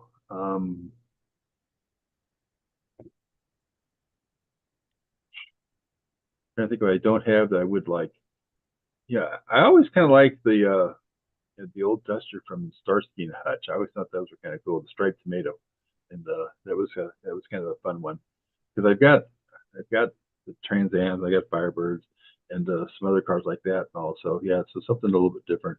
But I kind of like different cars. I collect like orphans, stuff that people normally don't want. I mean, I drive a smart car almost every day, so and it's like, how do you get? And people always ask me, how do you get into a smart car? Oh, see, you said smart car and you lost him. Everybody's gone now.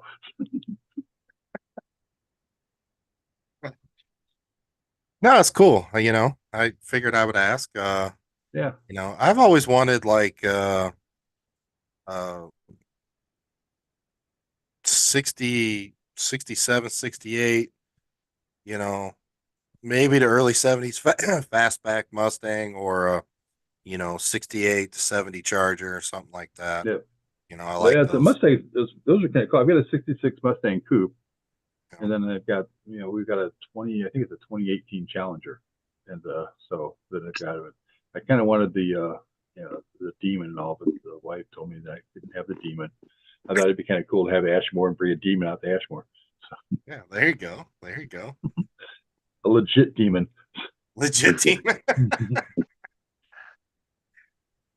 All right, Robin, I know you say you don't get out to investigate much anymore, but you are an OG at investigating. So, us in the excuse me, in the paranormal field, like myself, I'm weird. I like my Mexican food before we go investigate. And that's just mainly so I can just ruin Sean's night. It But sounds like that, yeah. we're also really quirky about our snacks and drinks while we're investigating. So, what is your go-to drink and snack of choice while you are paranormal investigating? I'm pretty boring because I don't drink coffee because I have heart problems. So if I drink it, it has to be decaf anyway. So like I said, boring part of me would probably be like Diet Pepsi is what I would drink, and then M&Ms. It's like I'm traveling. It's like I have Diet Pepsi and M&Ms just kind of keep me going down the road. When I kept to Michigan in August, it's like grab the bag of that, large Diet Pepsi, and 10-hour drip. Yeah, I'm gone. I'm good. So you talking just the regular M&Ms or peanut butter? Yeah, hey, I'm kind of plain. I kind of like just the plain ones, the all chocolate ones, and let it go with that. I'm addicted to the peanut butter ones. I just I they're all good. I mean, there's nothing wrong with any of them, but the peanut ones don't give you enough chocolate. They need a thicker chocolate on the peanut shell. You take more peanut than you do chocolate. It's like, yeah, I want the chocolate. I'm So sure you mix them. I'm sure you know somebody at Hershey. Yeah, just give them a call. Yeah, I mean, you can get this change, Robin. Come on. Sure, yeah, just buzz them up there and say, hey, guys, can you make special bags? Dark chocolate ones are good. I like the We dark need chocolate ones especially. we need special Ashmore Estates M&Ms. There you go. Yeah, we need some special Ashmore State snacks. That'd be good. And we do have Ashmores. Ashmore's, yeah, okay. Yeah. So so you bring your Hershey chocolate bars and your marshmallows and your graham crackers out there and you make Ashmores. All right. So next question, last question. Here we go. This might be, I don't know, it could be easy, could be difficult. All right. So you're getting back out investigating. You have one night, one investigation. You're only allowed to take three items to investigate with. What are you bringing? Obviously a digital recorder.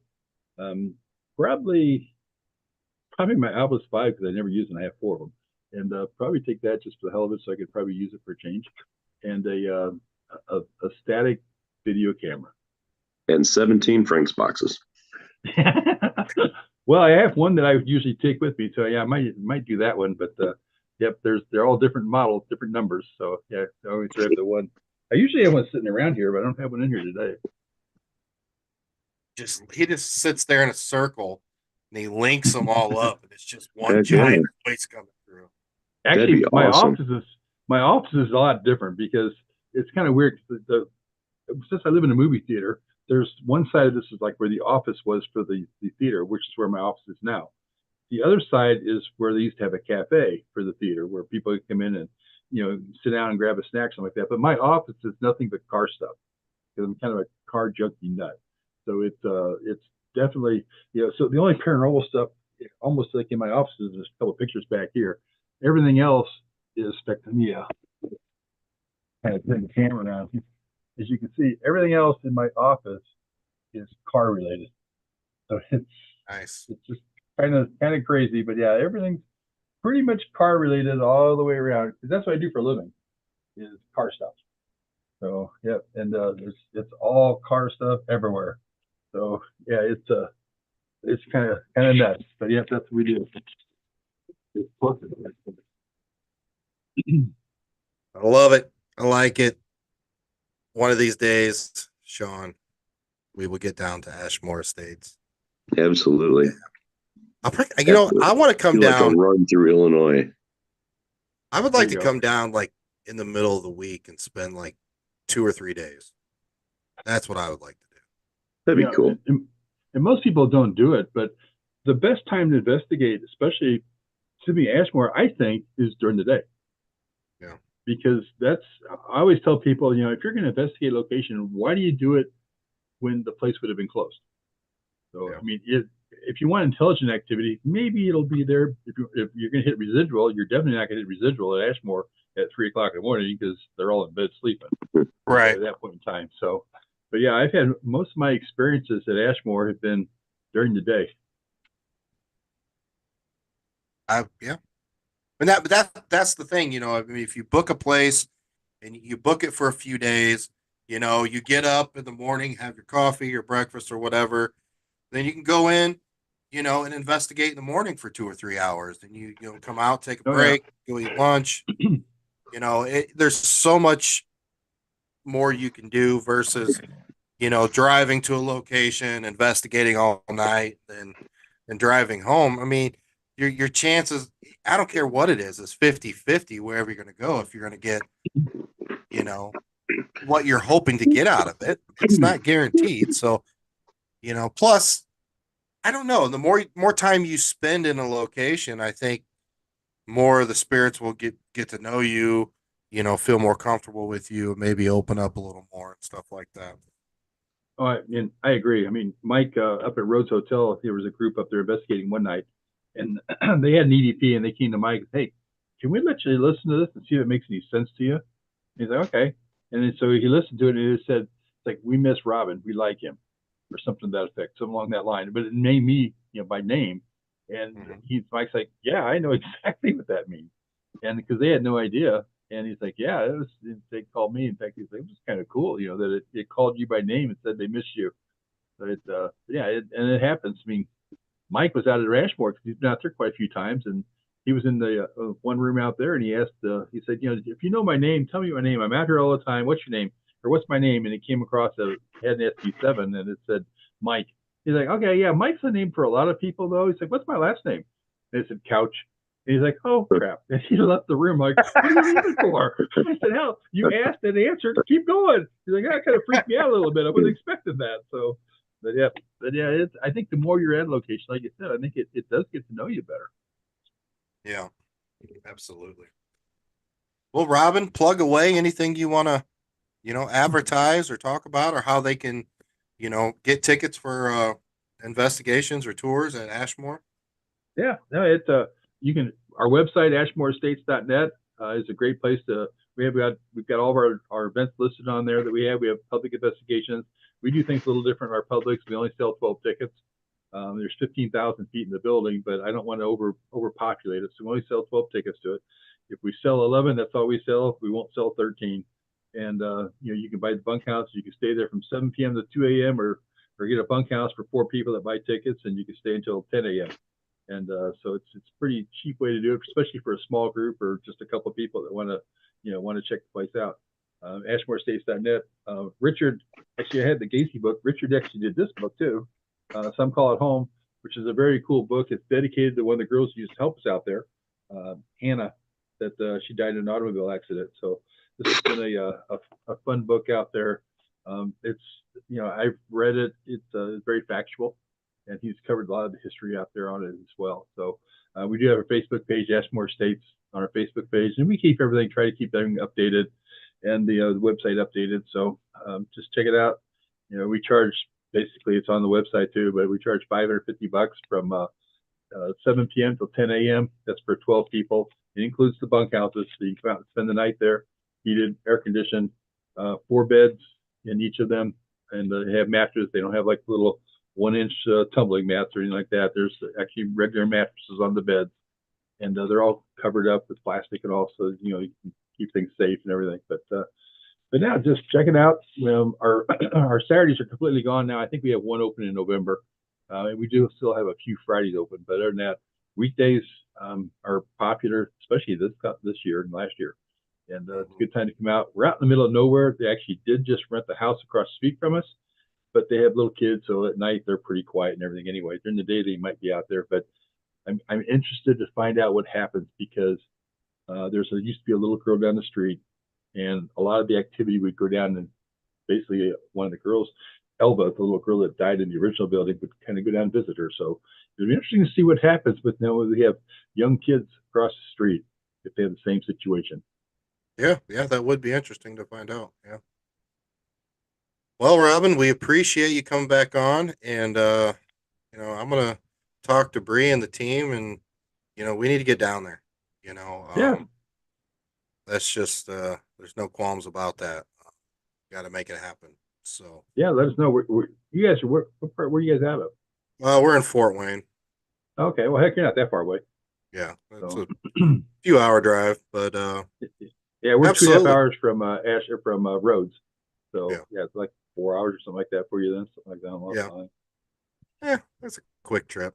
No big deal. So yeah, yeah, it's like 4 hours is not much to go, anymore to go to locations and everything. So, Yep, but yeah, hopefully you absolutely. can make it down sometime. It'd be fun.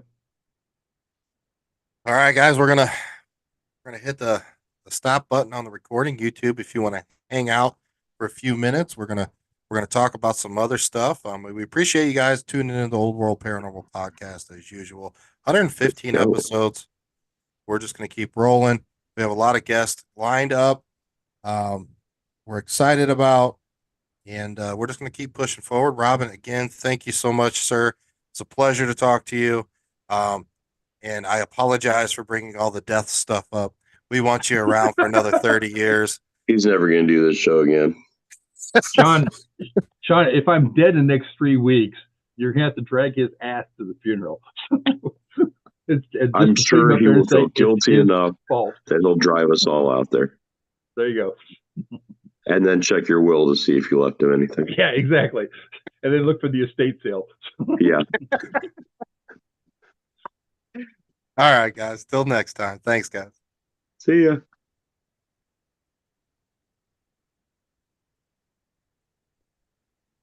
Oh, Oh, Lord.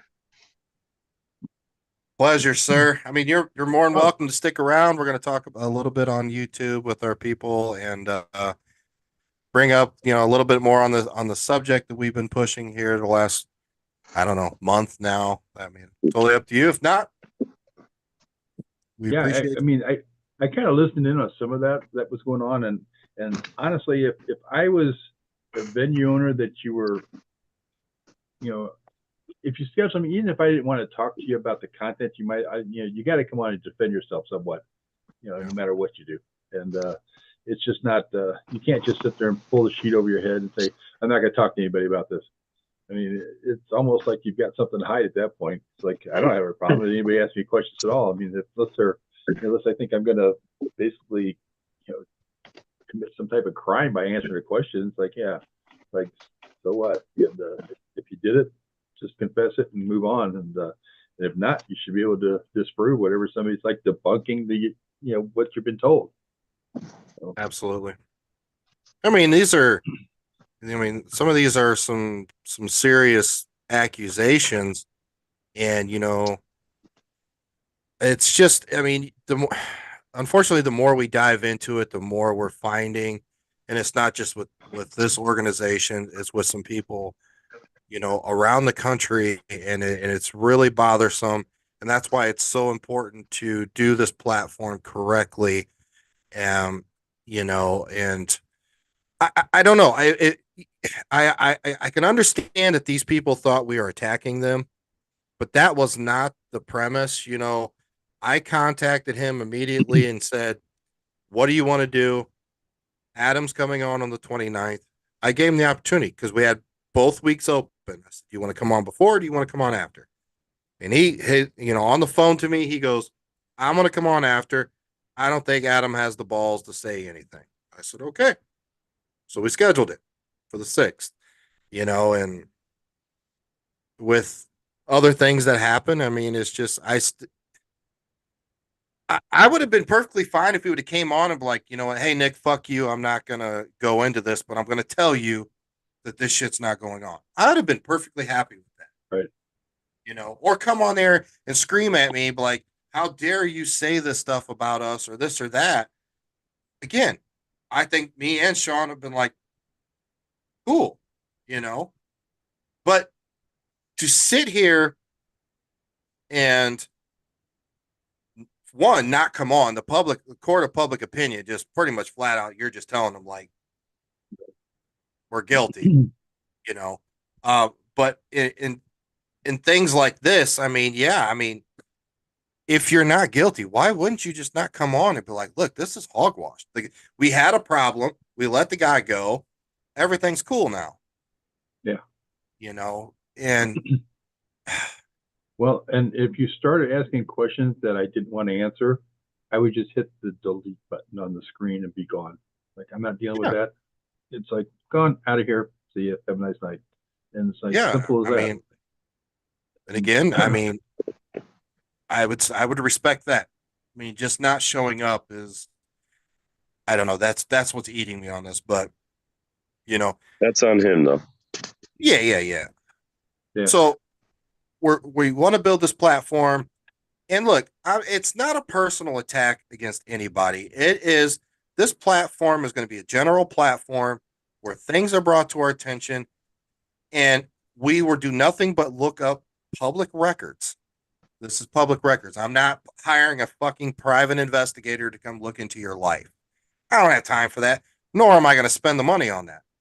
But if somebody has convictions of sexual assault, rape, or child pornography, or attempted murder, or burglary, or this or that, and it's public record, like you can go to that state, that county, and see these people's records. I want people to understand that. Now, I'm not saying just because we put this on the platform, like, you shouldn't go. No, it's like leading a horse to water. You can lead it to water, but you can't make it drink it. If you still want to go, go. You know, that's your decision. We just want you to know, like, hey, this location has had some accusations, have had some stuff happen there. We would like you to know that so you make an educated decision. So if you are an all female team and you decide you want to go to this location, well, we have options. We have some people in this area that we have vetted. We paid for background checks on these people. They are good people. They are more than willing to come, like, do security for you or make sure you guys are okay. Stuff like that. That's what the premise of this platform is for, you know. So I'm not saying we'll be able to stop it. Like Robbin said, I mean, some of the stuff will phase out, some people will go, but if we can, I don't know, do something to help, you Yeah. know. We're not trying to be And like the Gestapo. We're Sure. trying to no, be we're trying to be a resource in the best way possible. Yeah. So I mean, I've done that even for the girls out there because, when I always worry about it. And I've got 4 girls that come out there. They're by themselves in most cases at the location. I have no idea who's coming out there. mhm. So there's a lot of times that I've got a camera right where everybody checks in. And so a lot of times when I know that they're going to be out there, I flip the cameras on so I can see the people that are there and get a feeling one way or the other. Is this an all male group? Do they look like they're okay? Does it, are they carrying in a cooler full of alcohol? It's like, nope, that's not going to happen. Is she going to have some problems? Because I don't want anything going on. I don't want any problems. So you kind of I'm looking out for my staff, from the people that come in, just like what you guys are kind of trying to do with, for the people that are coming in, to the staff that's there. And it's a double-edged sword in a way, because you get some people that come in out some of these locations that just are not not the model citizens that you want at your location. A lot of times, yeah, there's some problems. So we had one morning where Ashley called me, and I was at my desk. I usually get in my office about 6:30, 7 o'clock. She called me and she's like, I got a couple of people that just walked up here that said they're out of gas. Want to know if I can go help them get gas. I'm like, it's like 7 o'clock in the morning, and we're in the middle of nowhere. I mean, at that point in time, the first house is like a half mile away. To get to us, you have to try. And I'm like, let's just call the police and have them help them. Because she had a group of 3 ladies out there. And I said, I said, just stay out in the camera area. She knows where the cameras are. I said, stay out here so I can watch you. And so she goes in and calls the police, and she calls me back. She's like, I just called the police. I'm like, they just pulled in the driveway. She's like, what? She's like, I just called 60 seconds ago. And I'm like, he must have been coming up the highway because he's there right now. And so he came wow, in. Well, she came out right before that. She told the couple, that she's like, I called help. Police are going to come out. They're going to help you out. Well, the guy takes off, and he ends up going behind the building and headed out towards the barn out back. And I told her, I was looking at the other camera, like, he's headed towards the barn. So the deputy actually went out to the barn and brought him back and took both of them away in the car. But it's scary crap, some of these places. And I mean, I was just talking to some girls over the weekend that they said when they went to investigate, the police had to be called to this location to go through the location before they'd let them investigate because they have so many squatters that come in there. The cops had to go through. Who the hell rents places out that well, we have to call the police to make sure they go through the building, make sure you're safe. No, you don't do that. You either make sure that building's secure. You don't call. If I was the police department, I'd be like, yeah, we're charging you every time you come out there now to go to that building to make sure it's secure for people that you're charging. Again, that's somebody who's not interested in their investment. They're interested in just having somewhere for people to be. Yep, exactly. But yeah, they stayed the first night, and they were supposed to be there for 2 nights. They left after the first night because they were too scared. They said they heard noises in there, and they called the owner, and the owner's like, "That's probably just paranormal." And he's like, "No, it was way too loud, and for everything that's going on, no, we're leaving."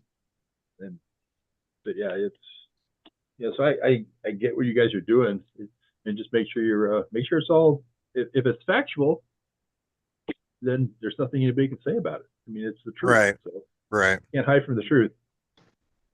So I want to bring up another aspect to this whole situation, and this is something that I've personally and Bree have been going through, and this is, another reason why we are pushing for doing this platform. And this platform is going to take some time to put together the way we want to do it. We'll probably set up some generic Facebook pages and stuff like that to get it going, but eventually it's going to be a legitimate website, and the whole 9 yards. But there is another aspect to this, and I know we talk about keeping women safe and creepy ass men and this or that, but there is a flip to this. And this is something I've been dealing with, and I had to deal with it Saturday at Parapsychon. So, I used to be friends with these ladies for a long time, and one, I don't know, I guess she's quite fond of me or something, and it's some of the stuff is just really hard to wrap your head around with the witchy shit and stuff like that. But, they've been, harassing me and Bree for a while. And we ran into them at Parapsychon, the Wiccan sisters. And I know you're thinking, well, you've had them on your show. Yeah, we have, and that's before the shit came to light. And it's not only just looking out for the females, but it's looking out for everybody. When you set your parameters to people and be like, look, I can't be around you. I don't want to be around you. And these people still keep coming at you. And we had a situation Saturday where they kept trying to come up to me, and Bree would leave me away and stuff like that, to the point where they cornered me, and the mom was trying to give me a hug. And I turned to her, and I said, I can't. And I walked away, and it makes me look like literally a douchebag because it looks like I'm being rude to an older lady, and then Bree looks like an overprotective girlfriend in front of probably 200 people standing in the bullpen. But what these 200 people don't understand is like this group of people just won't leave me alone. Just won't let it go. Like, do your thing, we do our thing, just like leave me alone. And I've contemplated this. I'm like, I don't know what to do about this. This has been happening for a couple months now, if not longer, and I debated on making a public post about this, but this is the shit I'm talking about. Like, there's no reason to be doing this stuff. There's no reason for the drama. There's no reason for, it's kind of like, back in the high school days, it's retarded. We're all adults here. Just, if I'm not vibing with you and I don't want to hang around you, I don't want anything to do with you, like, respect the space.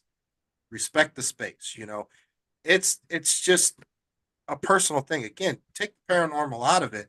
Like, there's no room for it, and I hate to be saying their name and blasting them like this, but I don't know what else to do. So if you know these ladies, hey, reach out to them like, hey, stop it. Just leave these people alone. You know, this is just a case of, the tables have turned. I think I'm a guy. Yeah, I'm a dude. And these are women and they're harassing me versus the other way around. So this stuff can happen. You know, um, there's just people out there that just don't have all their gears working correctly, per se. You know, so please do your thing, enjoy the paranormal, enjoy all your stuff you're doing. Let us enjoy it as well. Please leave us alone. Do your thing. I other than like filing a restraining order, I don't know what else to do here. So I'm pleading. If you know these people, reach out to them. Be like, hey, you know, look, you guys know me. I'm a stand-up dude. I wear my heart on my sleeves. I'll do anything for everybody. That's why I have the reputation I have. So I'm asking you, paranormal community, look, I'm not trying to start more drama or any drama. I fucking hate it. I like contemplated last week, like I'm going in the shadows because I'm just done with this stuff. So, I, I've informed the team about it. I mean, have you ever encountered this situation, Robin? Like, it's not often that the men would have to say, "Well, I'm being harassed." Normally it's us being idiots and we're harassing women. You know, Well, those are the only ones you hear about because most guys are not going to come out and say that. yeah, They're gonna take it as flattery more than anything, and so you're not going to hear about it, and they just kind of let it go because the problem that most guys run into is like when you're, they do a locker room talk. When you mention something like that, the guy's like, "Oh man, you're crazy. She wasn't hitting on you. What are you talking about? You're nuts." And if you do say that, they're like, "Oh, you think you're something." So most guys would probably keep that to themselves, but it does happen. I mean, I've had friends of mine, that have said, done the same thing. They've had that issue where they got hit on from somebody, and they took it, that way. But you're right though. It's mostly the other way around, and you hear about it from that side. You don't hear it from the guy's side as much.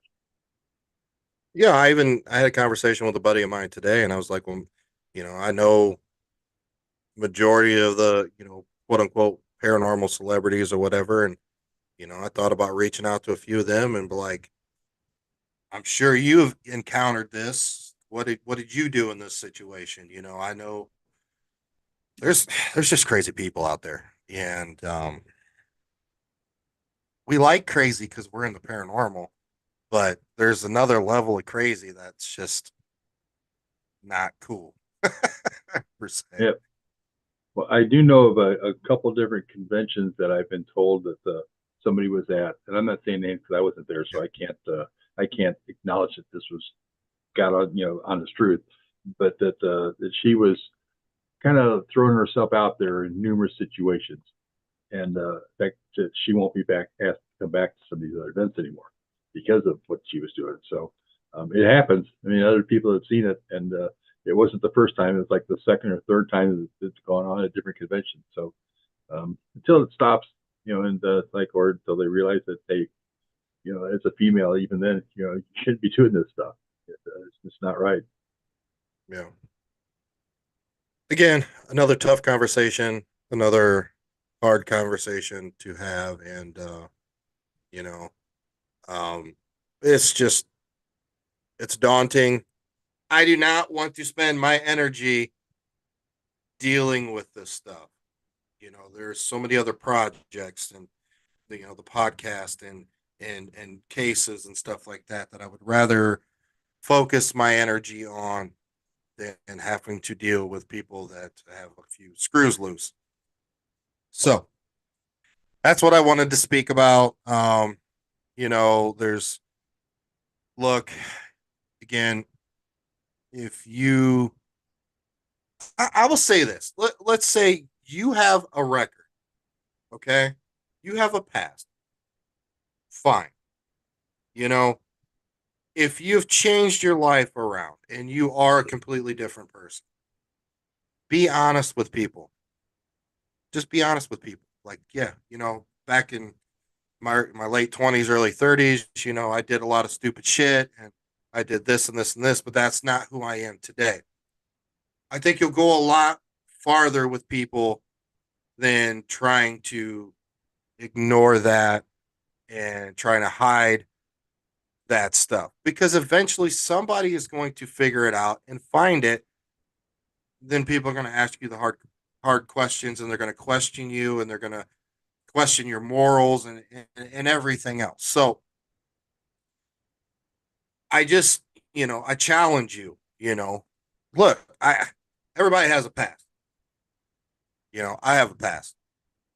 I've never been like arrested or anything like that for anything, but I am a human being. I've had tax problems. I've had child support. I've been divorced twice, you know. Uh,